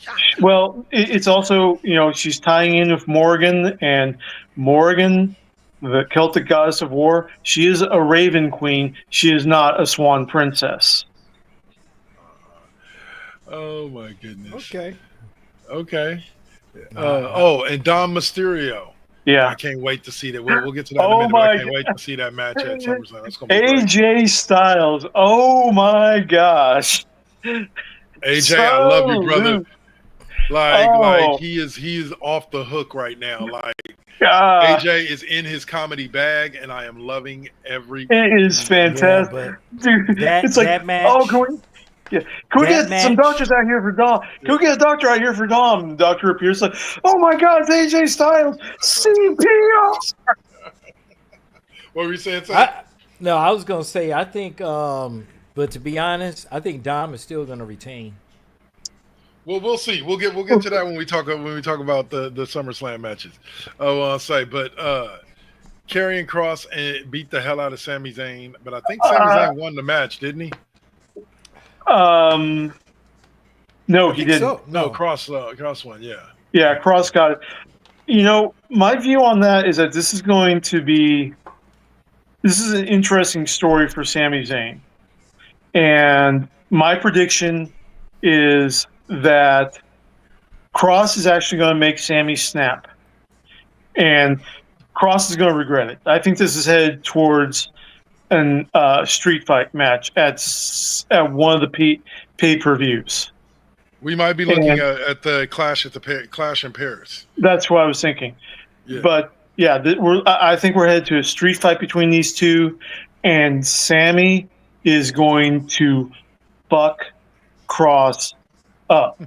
Sami is going to snap, and we're talking severe beating with lead pipes, with kendo sticks. And Cross is going to be laughing. Cross is going to get what he wants. Yeah. He's just probably going to regret it, because Sami's going to unleash all that, and then he's going to kind of just take a little bit and cool down, and just like, yeah. Well, they kind of have to go I'm vicious. Not proud. Yeah, I broke. I'm not proud of it, but it's what happens when you put. Every character has a breaking point. Like one of the greatest pages of Spider-Man throughout the entire history of the character is when, after Kingpin did something to Aunt May, Spider-Man breaks in to Riker's Island, gets Kingpin out of his cell, gets all the prisoners and Rikers out of their cells to watch, and he takes off the Spider-Man costume because he wants Kingpin to know that this isn't Spider-Man being you. This is Peter Parker. Yeah. And proceeds to unleash a brutal smackdown on Kingpin in there. Full, unholds barred Spider-Man. And he ends it with his hand up against Kingpin's mouth and counts 1, 2, 3. That's all it takes for me to kill you. I can shoot my webs into your mouth and they will fill your lungs in 3 seconds. Yeah. And you will die before they can cut that out. Remember that. And he gathers up the costume, walks away. Remember that. 1, 2, 3. Well, okay. Here's what I believe, and Saint, you can kind of give us your thoughts as well. Here's what I believe is going on with Sami Zayn. I believe we are looking at a Sami Zayn heel turn. I think that we're seeing him being bullied into snapping. But I think here's the thing about it. The last Sami Zayn heel turn that we had, he was kind of more annoying than he really was like vicious. And I think this time we're going to get a more sinister and more diabolical Sami than we did before. And I believe that Cross is I believe that he may even work with Cross at one point. But I believe that this could be a long-term story of Cross building another faction, like what he had with AOP and Paul Ellering and all of that, like he had with Testament. So, but we'll see. And Sami could just be the first domino to fall in that. Because remember, WWE loves building factions, and so far we've got Seth's faction. We still got the Bloodline around, so factions. You can tell a lot of stories with factions. But, and I see where you're going with that, and that makes sense too.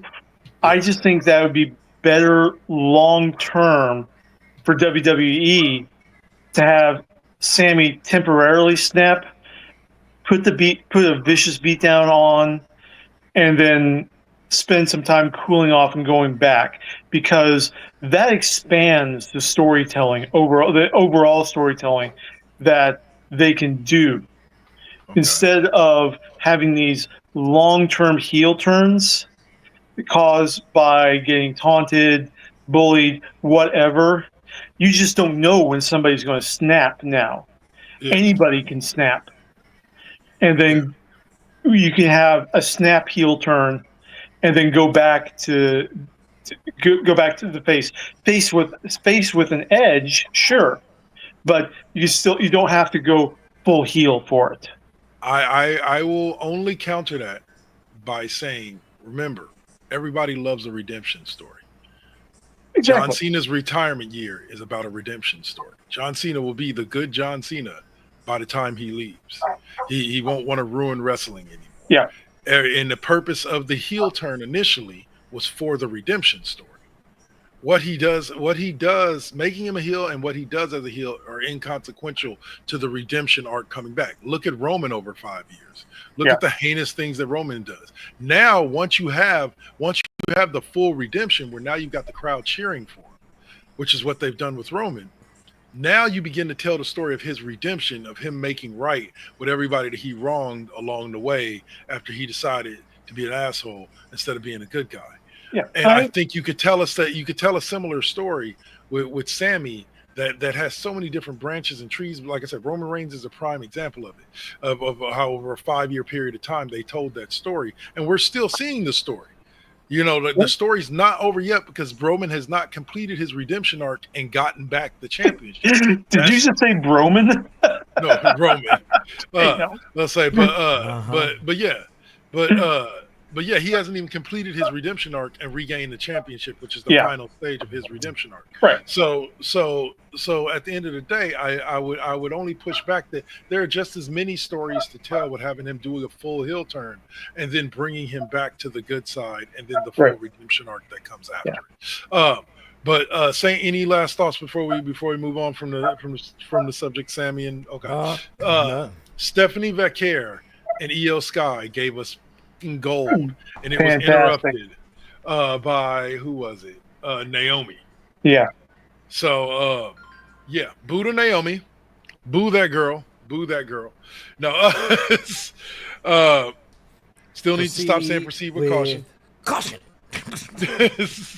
But It's it's still it's just not hitting me. Still, yeah, it's I mean, especially compared to Jade's "A Storm Is Coming." yeah. Yeah, Well, Storm is but, coming is so simple. It's just yeah, so it's like, simple, yeah, it's easy, it's quick. right. But yeah. Proceed with caution. Well, we know, All right. yeah, but I mean, we know a storm is coming. I mean, that's the kick. But it's just about that. When you walk up to somebody, you walk up to them saying proceed with caution, like, yeah. You know what that let reminds me think of, dude? about that. You know what that reminds me of? It reminds me of the day that me and my boy Hagar were walking through the mall, and some look like little gangbanger dude walks up to him and he goes, looks at Hagar all deep in his eye. You know who I am? The guy's like, no.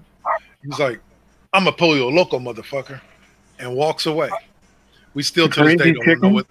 Yeah, we don't know what any of that was about. A guy looked at me, I looked at him. Crazy chicken, and we went about our day. It makes about as much sense as that. Okay. You're a pollo loco. Okay, can I get a 3-piece meal with Yeah. with mashed potatoes and coleslaw? Oh man! Hey, Yeah, hey, it was hey! crazy. Get my chicken tacos on the double. And you better get the and you better get the lime. You better get And Oh, yeah, man. Yeah, that was hey, just, you got tamales back? oh my goodness! All right, so we'll jump over to SmackDown before we dig into SummerSlam. SmackDown had its moments in the fact that we got to see. No, that's the. Oh, yeah. So we'll go ahead and talk about this right now, then, before we get to SummerSlam. Then we'll just jump to SummerSlam.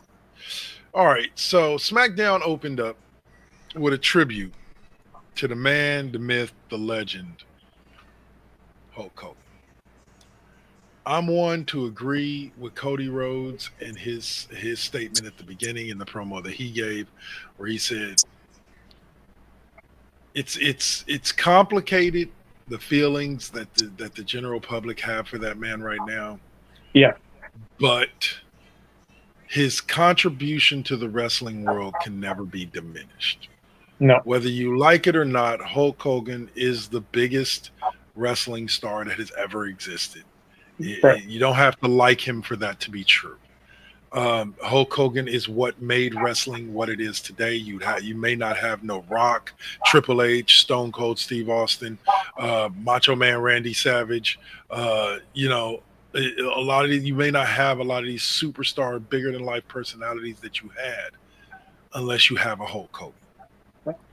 And That being said, I am not going to express my personal feelings about Terry Bollea. Yeah. I'm going to leave that to everybody to have their own personal thoughts and opinions on.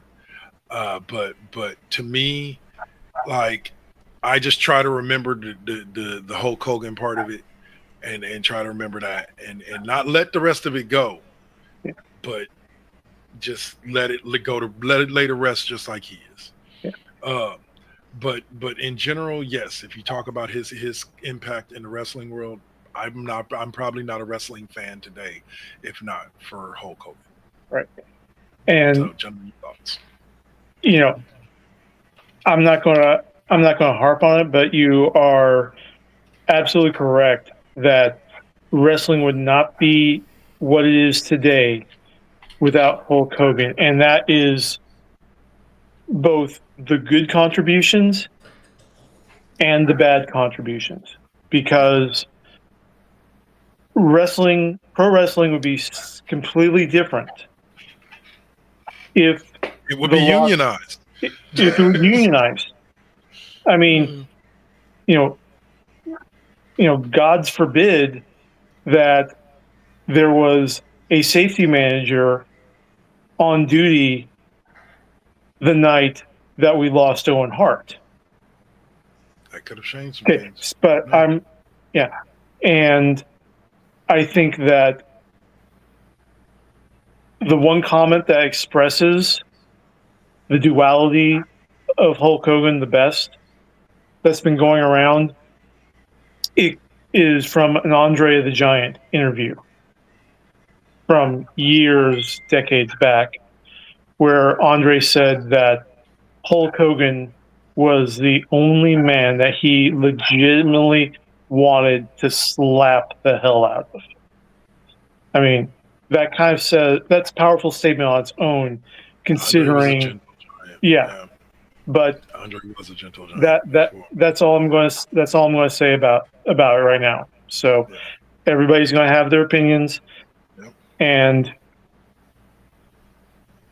we need to stop doing the hero worship and overlooking the flaws, Yeah. as well as focusing on the flaws and ignoring the good stuff. Not just with Hogan, with everything in America, American history, the founding fathers, America itself.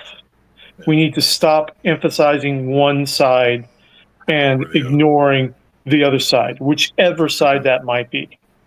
We need to take it all in and analyze it all as a singular whole. Very true. All right, Saint, your thoughts, sir? All right.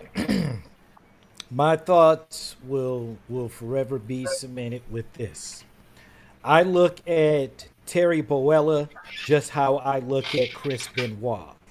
Okay. Yeah.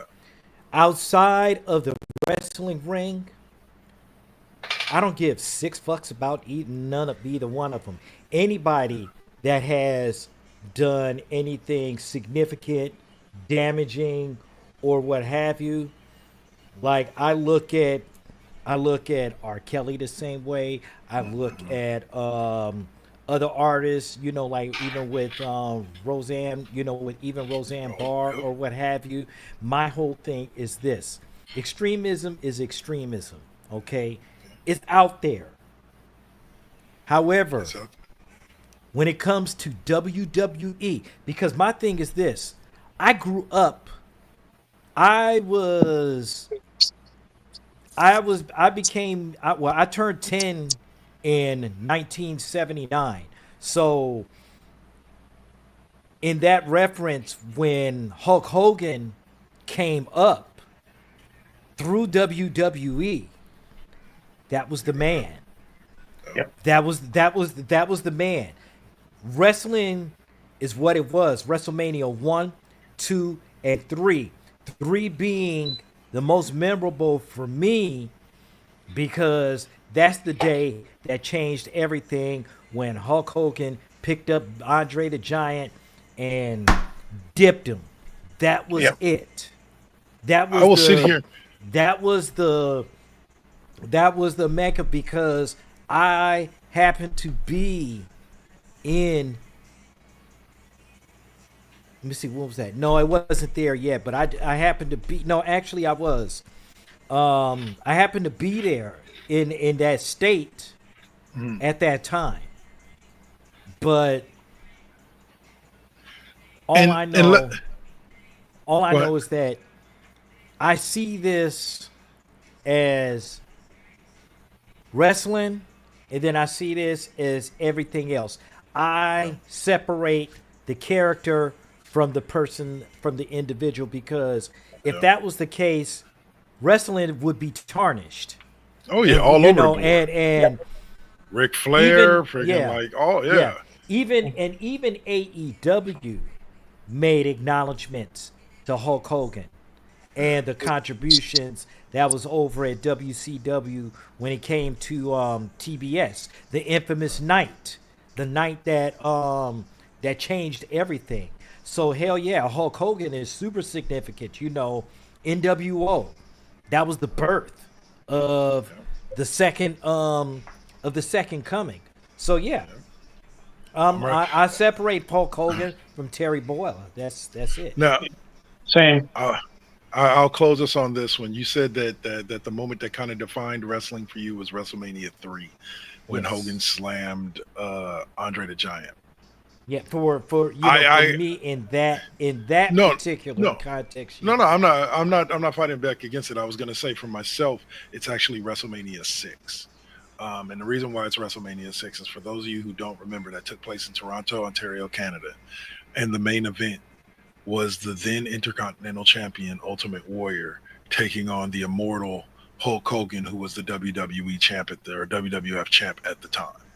And it was probably one of the most emotional matches I've ever watched, short of Triple H versus Undertaker Hell in a Cell with Shawn Michaels as a special Oh guest my referee God. from WrestleMania. It was probably one of the most significant moments I ever had. My mom was a Hogan fan. I was a Warrior fan. Our household was divided. It was fun to watch, and I mean, like, it was weird. Wrestling, Hulk Hogan, these are things that I enjoyed with my mother. Mom sat down and watched wrestling pay-per-views with us. She watched Survivor Series with us. She watched WrestleMania. She watched, and so that's why I say I can't, just because the man who portrayed Hulk Hogan turned out to be less than, I'm not even gonna say perfect, Hmm. less than what I thought him to be. Less I than what we cannot idolized him. Right. I cannot remove him from the annals of my mind because he is weaved into almost every major memory of my childhood. The same thing goes, like I keep telling people about Bill Cosby. Yeah, the dude turned out to be like not a cool dude, but at the end of the day, his impact on my life, I cannot delete that from my mind. Yeah. So it just stays. It just Yeah. stays, and so this is another one of those situations where my mind may chop off all that I know about Terry Bollea, but it'll never be able to get rid of the man that was Hulk Hogan. So yeah, which, Saint, you know what? While we're on this subject, real quick, we'll give you a moment to give your thoughts because you weren't here to open the show on the death of Malcolm Jamal Warner and Ozzy Osbourne. Oh man. When it comes to Malcolm Jamal Warner, I mean, we pretty much, I mean, I was a little, I was a older, I was a little older, um, maybe about 2 years older than him. But Mm, his significance, and, he was like yeah, the cool friend on the block, the one that, you wanted to kick it with, but you got into some mischief, you know what I'm saying? right. Or trying to overstep the bounds when it was necessary to do something. So yeah, I So you're saying you were cockroach? huh?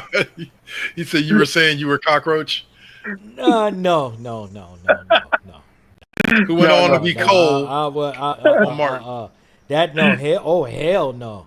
No, just, you know, with his roles and all of the stuff that he's ever really been in, especially with there was um there was Jeremiah, um and one of the other shows that he was in, the Magic School Bus. You Yeah, know, it's kind of hard with this he's one in. Yeah, because we were close. Like I said, we were close to being in the same age. So that one right there, that was kind of a tough. That was a tough balance in terms of Ozzy. Fuck, man, like, what's there wow. not to consider about Ozzy? I mean, Yeah. that was the fucking man. Like, behind Jimi Hendrix, to me, he's on the Mount Rushmore of metal. Period. Dot T. Yeah, Yeah, 100%. Ozzy Osbourne, yeah. icon. And Chuck Mangione, because I noticed that you Yeah, ran the thing. yeah. Um, Chuck Mangione, besides the other track of "Feels So Good," because biggest that was the biggest song from him, but a lot of his music I got a chance to experience because my dad, was with it, and then my late Uncle James, he was with that. And you know, that's just one of the best instrumentals. And then, of course, you know, he's part-time voice actor for King of the Hill. Yeah. And of Dave course, you brought know, that up that was earlier. something else. Yeah, they brought that up. So, yeah, it's been a tough Tough week. Couple of days, yeah, especially it's for our definitely been a childhood. tough especially been a tough week. And then of course the founder of Elder Scrolls, the creator of Elder Yeah. Scrolls, that shit was bad. That was Hit crazy. you right in it. Hit you right there, bro. Especially with All the right, game. fellas. All right, so now back to wrestling. Thanks for giving us your thoughts there, Saint. Yeah. Real quick before we get into SmackDown, can I mention the Buff Bagwell situation? Sure. Okay, so thoughts and prayers going out to Buff Bagwell, who we didn't get to this last week. He had to have voluntary surgery to amputate his leg above the knee due to complications from that car crash that he had back in. He was involved in 2020. So, you know, it's personal for me being an amputee as well. I know the rehabilitation, even for someone who is in as good of shape, athletic shape as Buff Bagwell is, how hard this road is going to be for him. So There's a lot of mental blocks you have to get over as well. Exactly, that too. Excuse me, Yeah. excuse me, just a moment here. Tech, sir, that just like Bigfoot, the best muscle truck of all time. You know what that is? I wish I had one, but that's Cap. Gravedigger, bro. Gravedigger. Fuck He Bigfoot. said that's Even Cap. though, yeah, Bigfoot. We don't care that Bigfoot had a big ass cartoon series and all that other kind of shit. Gravedigger is the truck, and we all know Saint says that. Gravedigger is it. All right, guys. So let's talk some SmackDown real quick. We'll kind of skim over SmackDown. We had the remembrance of Hulk Hogan. You had the segment with Jelly Roll and Paul and Logan Paul, Impulsive TV. That ends Yeah, with Jelly Roll like yeah, that hitting Logan Paul with basically like a deep six type move. that's like I don't know. I don't know. I can't the Jelly Roll and Logan I mean it's dramatic. It's like it's dramatic, but It's gonna anytime. be say fun to less, watch. man. Say less. It is going to be fun to watch. I mean, the moves that he did, you know, when they were in the segment and, you know, they joined in there. And I was like, okay, it was funny, but I don't know. Jelly Roll is not great with the mic. Yeah, but And he's the not great great thing with about the it is he made it this far. He's got one more SmackDown to go, and then he can go back to singing. Anyway, but I you know, mean, any- if that's the case, then yeah. yeah, anytime no, Logan I don't Paul, think this is a long term thing. This is definitely Yeah. over after SummerSlam. anytime Logan Paul is getting humiliated, I'm there for it.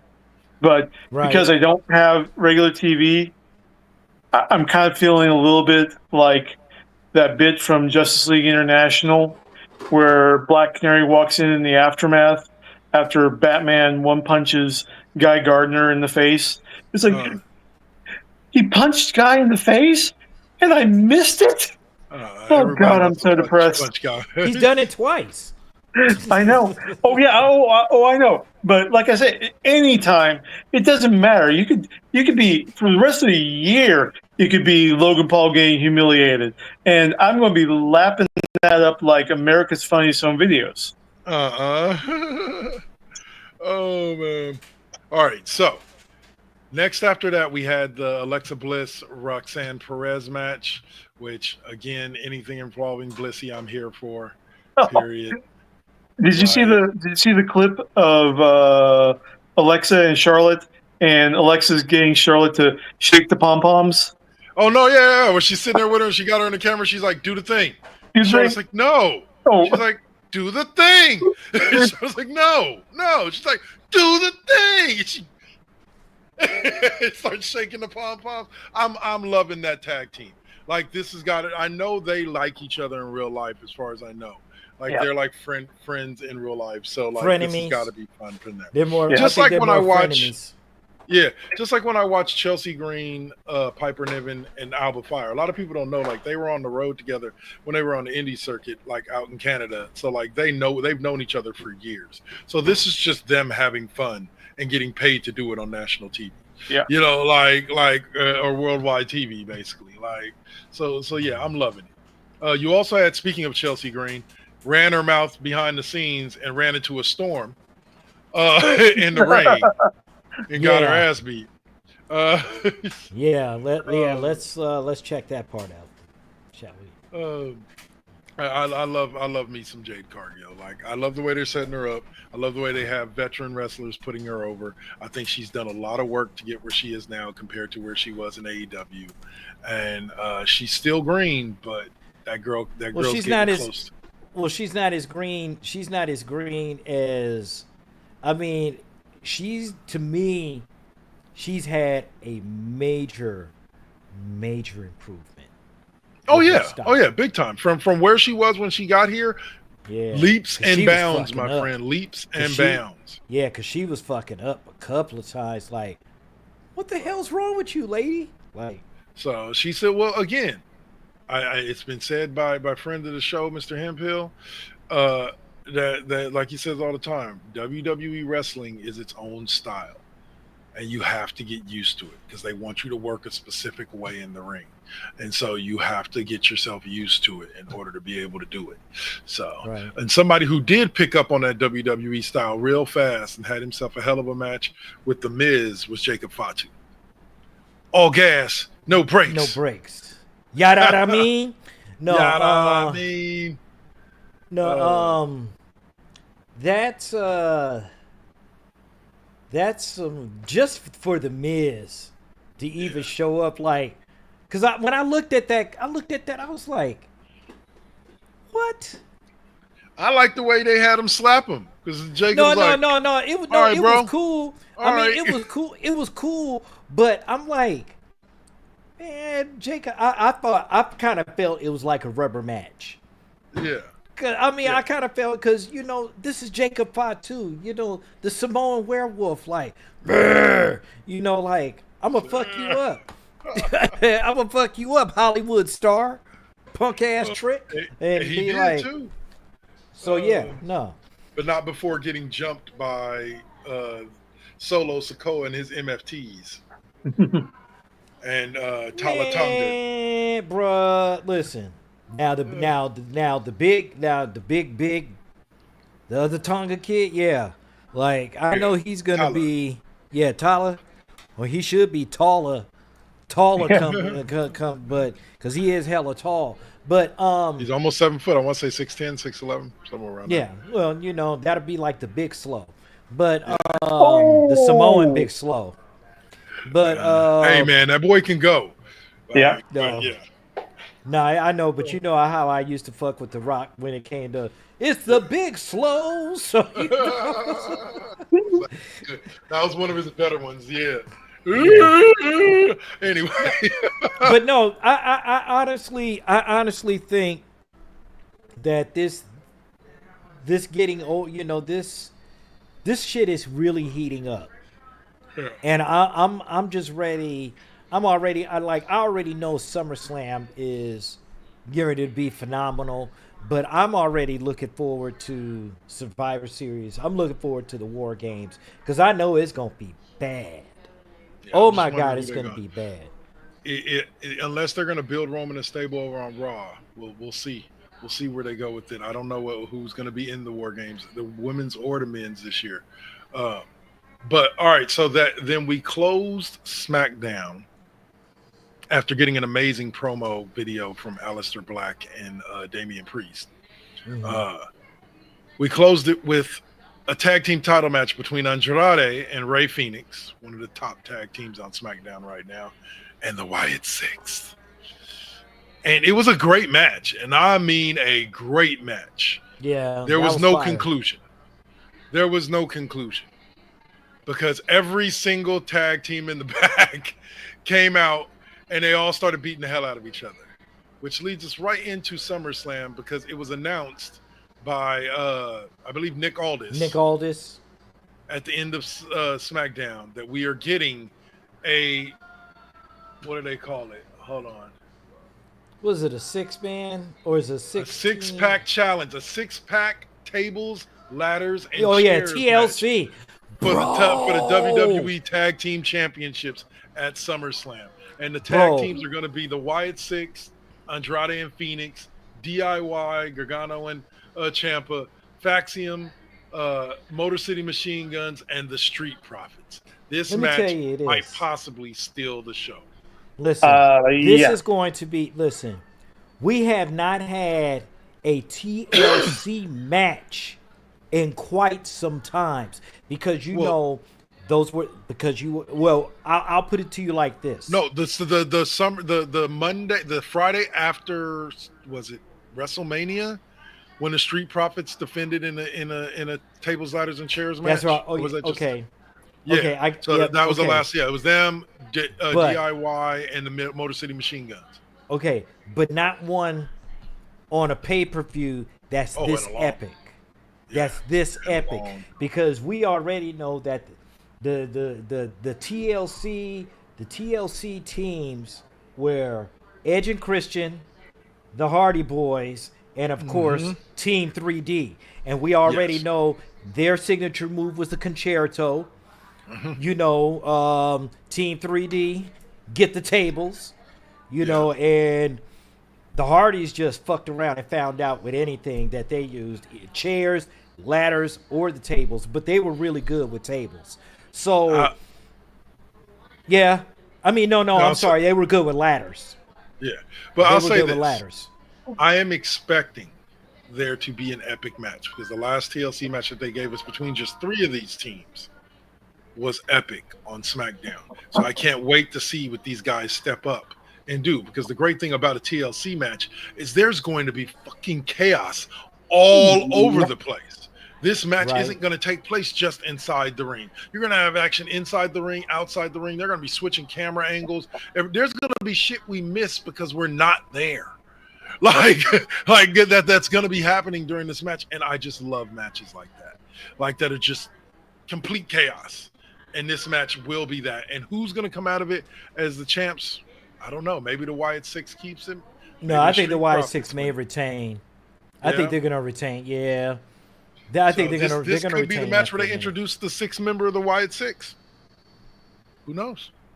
Who knows? No, I kind of think that you made the best. You made the best analogy of it being, you know, the Y6 just with Bray Wyatt being the like the honorary, the 6th member and so forth. Because I keep thinking about that because nobody else, and I mean it's S, but and you just pinpointed the one reason why I've said I've tweaked my opinion that would be that would be still the best way to handle it. But I'm also thinking there may not be a 6th member because they, like you just spelled out, it's not the Wyatt Six SIX like the number, it's the Wyatt Six SICKS.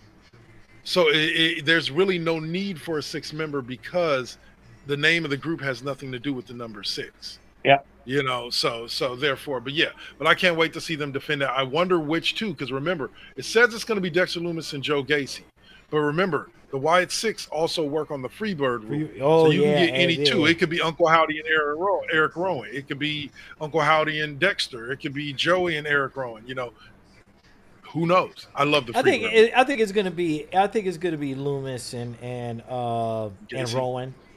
And Rowan. That would you got to remember because Rowan, because Rowan, we already know what Rowan can do, but Dexter Lumis, he's an oddball, man. He's kind of like, he's creepy. Even when he had the freaky mustache thing going on, like Yeah, that guy is fucking ultra creepy, bro. All right, and then so we're gonna move through SummerSlam pretty quickly here, so that way we can get to video game talk. Um, Saint, you already kind of gave your thoughts, so here's your moment to shine. Dominic Mysterio, AJ Styles. Yeah. What are your Hey, thoughts? look, man. I love AJ Styles, man. He's the phenomenal one. He's definitely gonna do his thing, but I'm sorry, man. I think Dom is he's coming in. He's really coming into his own. Um, he's been progressing, just like a Mysterio. You know, even though with the deadbeat dad thing going on or whatever, I honestly believe that he is going to retain. Well, He's going to we'll see. retain this one. All right, Dave, your thoughts on Solo Sikoa and Jacob Fatu and their steel cage match for the U.S. title? My prediction: pain. Pain. That that's just gonna. I will be surprised if the actual steel cage is still standing by the end of that match. They're gonna be that's the next generation of the Fatus. All Yeah, right, yeah, moving yeah. forward, Lyra Valkyria and Becky Lynch. Saint, your thoughts? Larry Vicaria. That's. Yeah. I mean, I like the. I love the man. No disqualification, no count out, last chance Mhm. match. Oh no, then no. Becky Lynch has been in, and Becky Lynch has been because she's been in Hell in a Cell too, right? Yeah. And Hasn't if she been if in a Hell in a Lyra Cell? wins, and if Becky retains, Lyra can no longer challenge for the title until Becky loses the belt to somebody else. Yeah. Okay.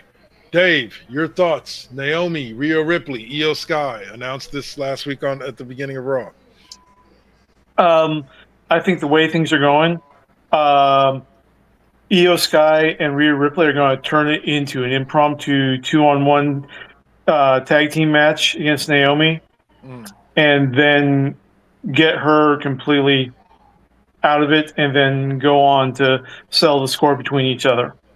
All right, we'll see. We'll see. And Saint, No. what should be the main event of night 2, the John Cena, the Unseen 17 versus Cody Rhodes in a street fight for the undisputed WWE Championship. Cody gets a heel turn.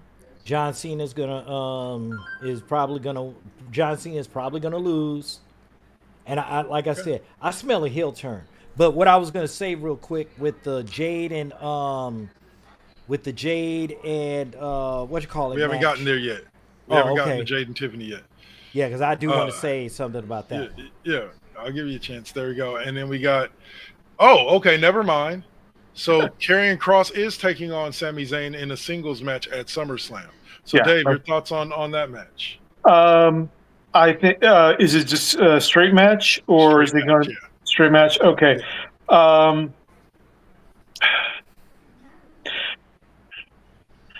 don't know. I mean, like I was saying, I think that they are setting Sammy up for a breaking point storyline. How long that vicious break lasts, we'll see. But I think it's going to be Karrion winning by DQ as Sammy breaks inside the ring, and they need the entire security team to drag Sammy off of Karrion Kross when Sammy pulls out some type of nasty object to absolutely stomp a mud hole into Karrion Kross. All right. And then we got Reigns and Uso, the Bloodline, taking on Braun Breaker and Bronson Reed with Paul Heyman. Saint, your thoughts? You already know where I'm going. You already know where I'm going. There will be no defeat. There will be no defeat of Tribal Thief, huh? No.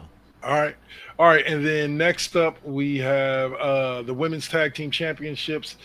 Raquel Rodriguez and Roxanne Perez taking on Charlotte Flair and Alexa Bliss. Dave, your thoughts?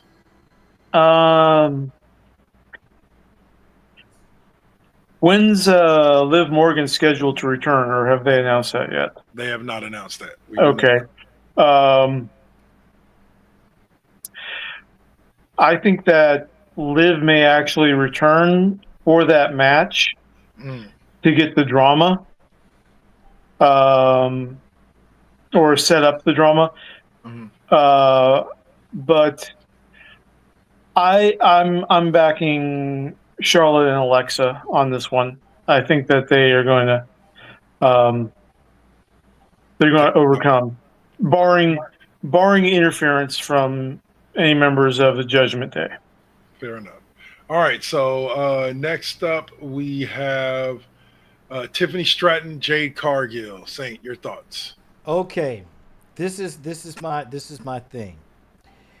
If Jade Cargill wins, well, I don't even think she'll win or lose, because depending on what happens, because I've seen some of the orders of the matches, so it all depends on what Jade Cargill does on night one. And I think, because I honestly believe that Jade Cargill will interfere. Even if Jade wins the match or what have you, there's still some unfinished business. And I guarantee somebody's going to get the interference. And I guarantee somebody's going to either Rhea Ripley is going to win, or possibly Io Sky can get it back. But I think that she's gonna end up interfering, and they're gonna keep. I trust it. I still believe in the interference. Okay. So all right, and then next up we have Orton and Jelly Roll taking on McIntyre and Logan Paul. I think I know where you fall on this one, Dave. But go ahead and tell us. Yeah,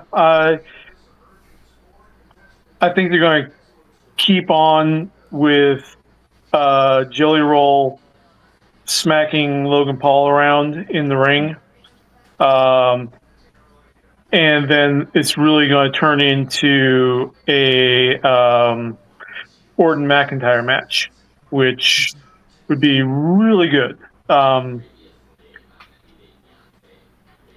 then last, we'll get both of your thoughts before we move forward. We've got Gunther taking on CM Punk. Saint, kick us off. Dave, follow him up. Be right back. Gunther versus CM Punk? What? That's going to be a slobber knocker, if anything, and I'm all there for it, man. He's going to get his ass kicked. Gunther is going to get the knees in his face. He's going to get the knees in his face. And I think he's actually going to get, I think he's going to win.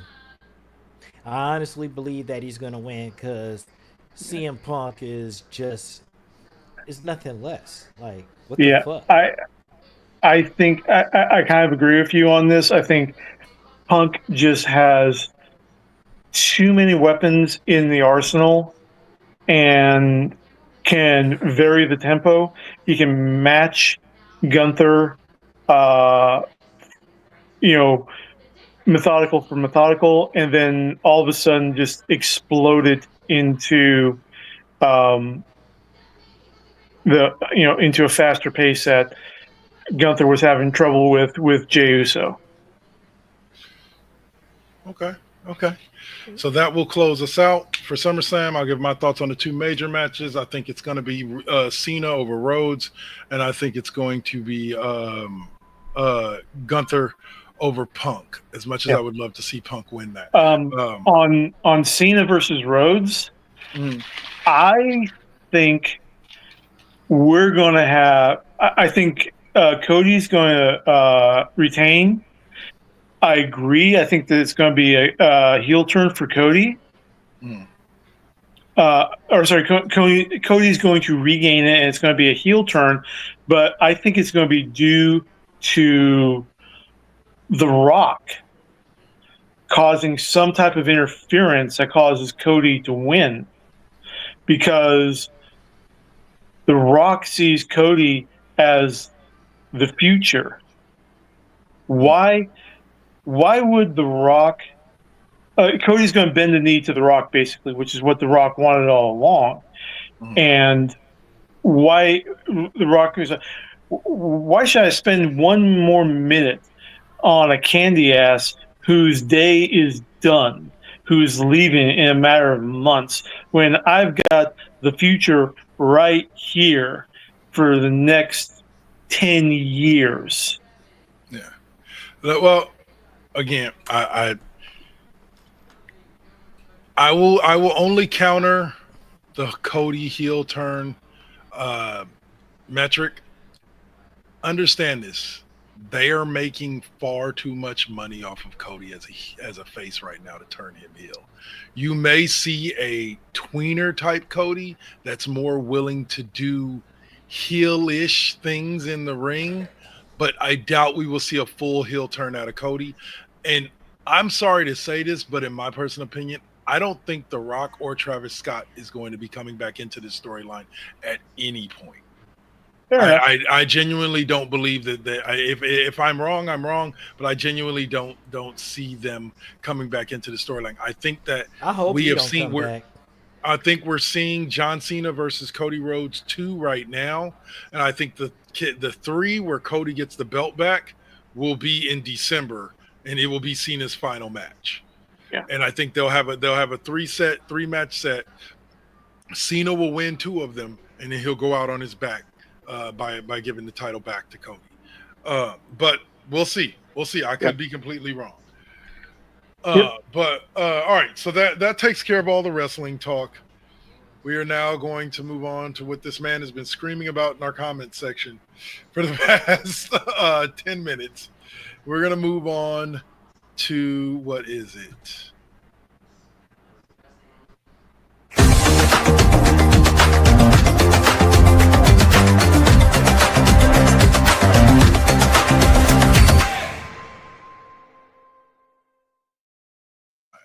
All right, so we are back with the video game reviews. We'll start off with the pop culture quiz question. We skipped one last segment. You should have seen the ones from earlier. What is the name of the song that won the 2020 Grammy Award for Song of the Year? I'll let you guys marinate on that while we get into some video game subjects. Ubisoft plus Tencent. What's going on with Ubisoft, Dave? Do you know? Okay, so from what I understand, the situation with Ubisoft is that the CEO of Ubisoft is basically saying, but players love paid DLC. It's how they expand their fun. And when the backlash occurred, dude went full Principal Skinner. It's like, am I so out of touch? No, it's the gamers who are wrong. He's doubling down on DLC being maximizing fun. Yeah. So, it's not nearly as bad as Bethesda's model of, okay, we'll put out the basic game and let everyone bring their own condiment in but we're going to control the environment through the Creators Club. But it's not great, especially when you consider all of what Ubisoft has in there. So more corporate idiocy from the C-suite. Yeah. So, yep. All right, so game packed with a lot. Are any of you guys familiar with the IP Lollipop Chainsaw? Yes. Oh yeah. It was announced last week that current Lollipop Chainsaw projects include a new game and an anime adaptation. Yeah. By Dragami Games and partner Nada Holdings. Yeah. So this was Lollipop Chainsaw was basically off-brand Buffy the Vampire Slayer, where you've got a girl running around in typical American cheerleader outfit with a chainsaw destroying zombies. Okay.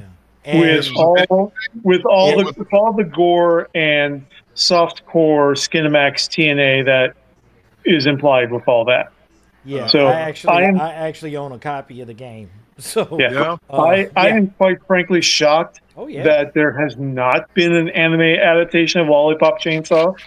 Uh, Just focusing on jiggle breast motion, but oh well, yeah, it's coming. wow. Like I mean, that it's gonna be interesting. What's up? well, no, they did a remaster last year, and I went on ahead and Yeah. I picked it up, and there was a quote unquote safe mode Yeah. that they had, but then you also had the original version of it, because I like the blood and guts and all that other kind of stuff. Like, I want to see heads getting sliced off and flown across the room and get it a football field and punt that shit. Yeah, Yeah. that's the kind of game that it is, bro. That's the kind of So it kind of reminds me of Dave played this earlier this year. Monster. It was the Monster Sports Oh, Blood Bowl. thing. Oh Yeah. Yeah. Where you could punt the monsters' heads and like. I love Oh it. yeah. It's all right. Look like you fell asleep on us there for a second. Nah, bro. Ain't none of that. Here's one that you guys would love. Found an article talking about the games are my thing. Resident Evil's new director for the new movies or whatever they're doing admits he's never seen the Mila Jovovich movies. So maybe there is hope after all for these movies to be good. For the new games or new movies? For the new movies. He's Okay. he's the director for the new, I believe, the new movies. Yeah. Okay. Yeah. Or maybe yeah, go for it. Well, go ahead, Dave. Resident Evil's never really been my thing, so it's like, Yeah, Angelina whatever. Jolie. I'll let the real people talk about it and the fans debate about it and fight about it. Well, So, I'll take the hit on this one. Because I'm a Resident Evil player. So Yeah. my whole thing is this. Just like Mortal Kombat, there is always going to have a character, right? There's always going to have a character that you get thrown into the mix, just like Alice did with Resident Evil, just like Cole did with Mortal Kombat. This is somebody that didn't exist in the game, just like Alice didn't exist in the game with Resident Evil. Yeah. It goes all the way around, yeah, but we don't see none of these characters, and then it's like, well, what the fuck is this? Then you're like, yeah, we'll get it worked out. Well, I do agree with Tech Tinkers about bring back the British Tomb Raider, Angelina Jolie. Yeah, let's do it. I'm good. I think Alicia Vikander did good. So Whoa, I mean, don't get me wrong. I like the new New Tomb Raider. New Hell Lara yeah, Croft? because that was more rooted in reality, and and she was getting fucked up and all of that. Like Angelina Jolie. I mean, don't get me wrong. I love the Angelina Jolie movies. Oh, he said But no, that not was all- Angelina. He said the new British girl. Yeah, but Yeah, Alicia that was Vikander. based off. But that was also based off of the old school Tomb Raiders. You know what I'm saying? Right. The new school Tomb Raider movie was based off of the new new game. three movies. Like it was like gritty and grit. Like they was getting fucked up in that game. Oh yeah. I was all there for it too. Now, Trust the Tech facts. Tinkers did drop a little knowledge on us, and we'll get your thoughts, guys, about Microsoft and Intel announcing more layoffs. coming to the tune of 20,000 employees. They look to cut 100K or more. He's asking, what does this mean for gaming? I just think it means that gaming's going to a different style of developing games, and it's dangerous because I think that a lot of these video game places are going to start leaning into using AI to take care of a lot of the mechanicals of building games, and I think it's going to push a lot of smaller time developers kind of out the way as Microsoft and Sony continue to perfect their AIs. I think that we're going to see more video games. I think we're within 20 years of seeing the first video game created completely from point 1 to point Z by AI. Yeah. I mean, like after last week when we were talking about Arcane Studios getting basically shut down, but the Blade video game is still going. I started playing Dishonored again, and it's a game where the mechanics still hold up.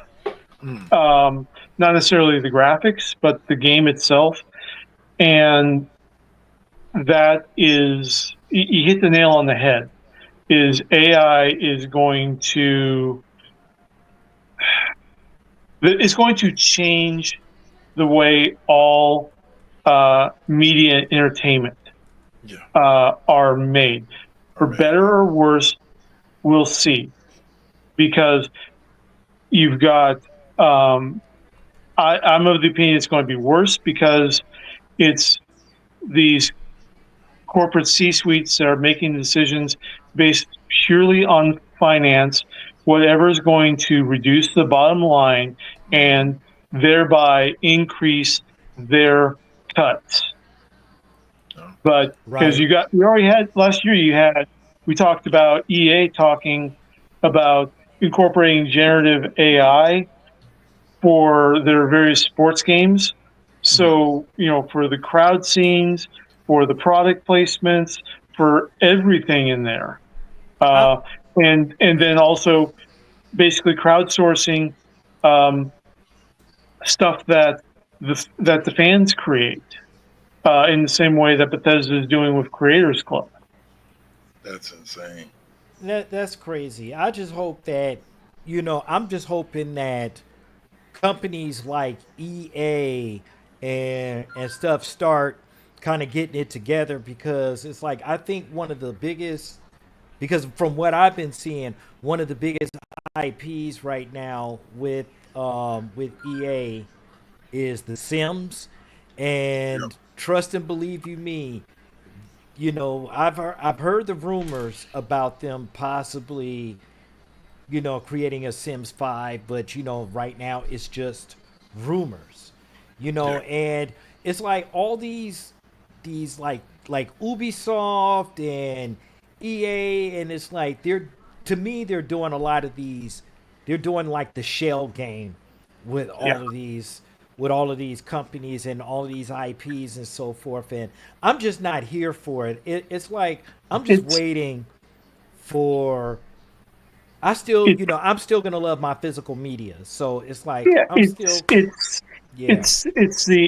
MBAs who do not have a creative molecule in their bodies who are making these financial decisions with the primary mindset of getting more of theirs. Right. That's all that they care about, is getting more money funneled into their paychecks somehow at the expense of actual creatives. Right. So, but yeah, like, and then I hope this is not true, but I hope he's messing with us. But yeah, talking about Harrison Ford, he looked it up. Rumors are his likeness will always be used as Indiana Jones, with AI being able to render him and create his voice.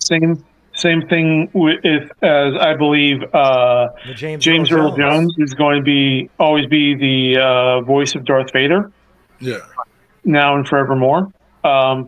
Which, again, it's a complicated issue. And what makes it even more complicated is that the technology is being used purely to fuel greed Yeah. by people Unfortunately. who really That's can't. Disney for you. Yeah. It's everybody. It's That's freaking Yeah, everybody. That's but Warner Brothers. That's Disney. yeah, That's but Paramount. Disney's been doing. Trust and believe you me. As far as I'm concerned, Disney's been coming up in the news a lot more in these entertainment streets, and it's ridiculous. But Hmm. the machine is what the machine is, and I don't hold no, and I don't sit up here and support everything else that Warner Brothers do because they be fucking up too. So Yeah, you it's know, not. It's not. The machine isn't who to blame. It's the people who control the machine Well, people in everywhere. control. Not just the entertainment, but social media, 100%. everything. Yeah. All right. And another sad story from Tech. Sorry to hear this, brother, but he traded all his physical media DVDs for Microsoft Movies and TV digital format. They closed the app, and he can still watch his movies and TV shows, but soon, nope. Yep. I've always said that in today's digital age, the one thing that we need, and these places will not do this probably because they don't want this, you should be able to download everything that you buy. If Yep. you buy it digitally, you should be able to download it. You should be able to own a copy of it. They should not be able to touch that copy. It should be there. If you want to block it so that you can't burn a DVD on it, that you can't burn it to DVD, fine, whatever. But I should be able to own that either on like my cable box DVR or like whatever, or like on an offline account or whatever. I should be able to download and own those things and not ever have to worry about them shutting me out of my own product ever again. Yeah, But they won't do it. and Tech. I'm sure I don't have to inform you of the glorious site that is the Pirate Bay and P2P. So, All I'm 100%. saying. All right. All right. So, last subject before, because we're already running long before we go. We're we'll on have very our long. fun really subject. running long. Yeah. We'll run our, whatchamacallit, is this 70-year-old grandma wins Tekken 8 tournament as Panda. Yeah. I don't know, but I am just. I'm here. I'm here primarily for the senior citizens playing fighting games in tournaments. Yes. Now, was it a senior citizen tournament? Yes, it was an Yeah, all seniors senior only citizen tournament. Okay, guys, I'm telling you right now, that is where we are going with all of this. And what I mean by that is we're going to be, this is why Gen X is so important. We're going to be the generation of motherfuckers in our 70s and 80s still playing in Tekken tournaments, still playing in Street Fighter tournaments, still playing in League of Legends tournaments, Of course. and still kicking ass. Like that's yeah. just the destination of our generation. No, like that's the business. Like what? Yep. I'm I all for it. can already see Saints like, what's her player handle? I'm going to take her down. I'm going to tell her what's up. No, I'm loving the fact. I'm actually loving the fact that seniors, are actually, winning these tournaments, and then these little kids or these youngsters are like, wait, what? Oh, Granny can't play, but I'm gonna tell you, I done seen a lot of these senior citizens stepping up, stepping on a motherfucker like me. You know what I'm saying? Yeah. And I gotta bow down to them because they were the ones before it. Just saying that our generation is what, I'm not gonna say perfected, gaming, but we pushed it. Put a lot of skin in the game, and the thing is that this is what I was we born do. to it. Yes. All right. So let's go from there. Be happy the senior citizens aren't playing digital slots in the tropics anymore. Hey. Yeah, it opens up some lanes for me over at the casino, man. All right, so let's get to the answer as we close out the segment of the pop culture quiz for the final segment, which was What is the name of the song that won 2020 Grammy Award Song of the Year? Gentlemen, any answers? I have none, sir. I have none. Woohoo! House wins for once. Name of the Bad I Guy thought by about. Billie Eilish. God damn it! You know what? I had thought about it, but because Billie Eilish, I think she won it like twice because she also Yeah. won it. She also won it Britney for Spears, like, way late. Way late. yeah. She also won it for the last James Bond movie, Oh, No that's Time right, to yeah. Die. I was actually watching a movie yesterday called Sing 2, and she's in it and sings one of her songs. Yeah. Beautiful voice. All right. So that takes us into our final segment, which is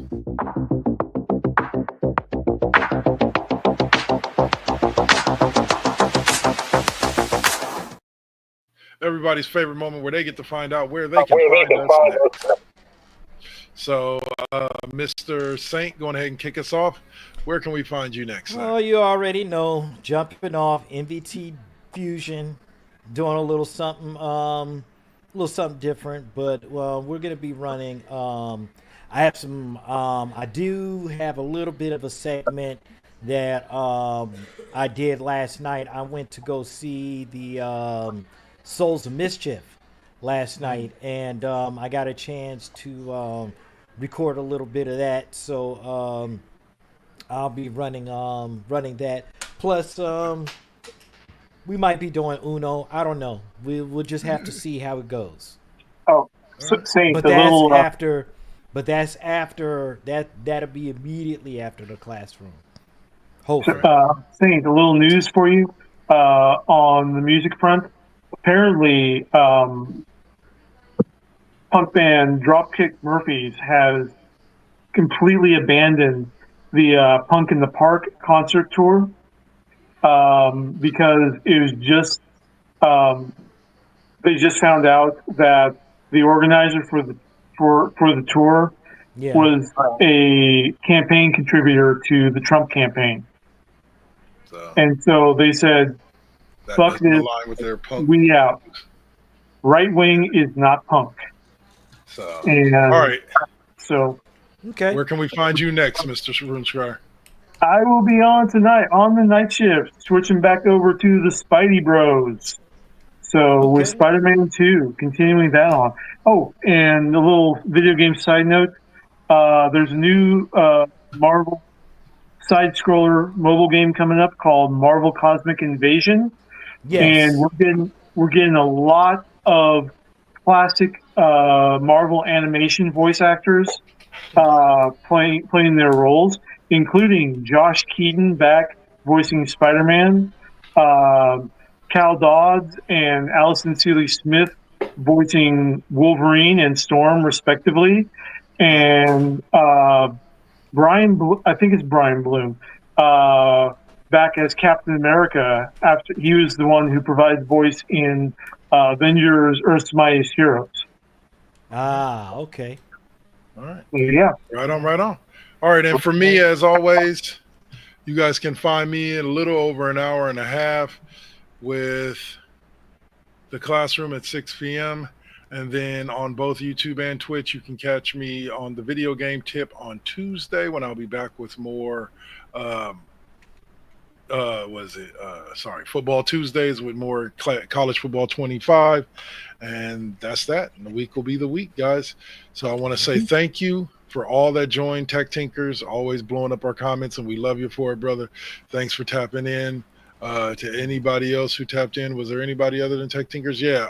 Architects of Fate, thanks you guys for tapping in. We appreciate you. My boys there and shout out. Listen. I'm back on Discord. I just want to say something about the Architects of Fate. Listen, you guys fucking rock, because when I see some of the table, man, you guys are awesome. We need to get you guys. I'm gonna have to have a conversation with you guys, because you guys are really join their doing Discord. a lot of good shit. Yeah, join their Discord.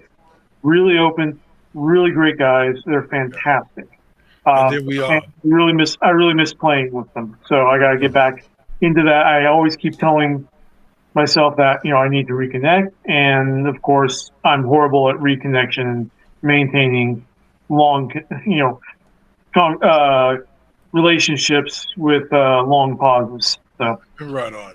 And then we also had Jay to the Road with the raid earlier today. Thank you, sir. You are truly appreciated.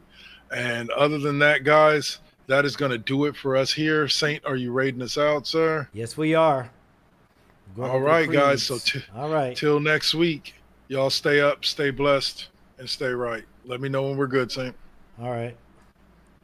Give me about 10 seconds.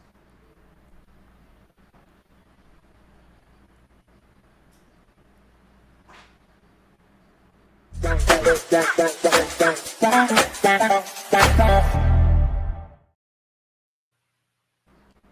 right.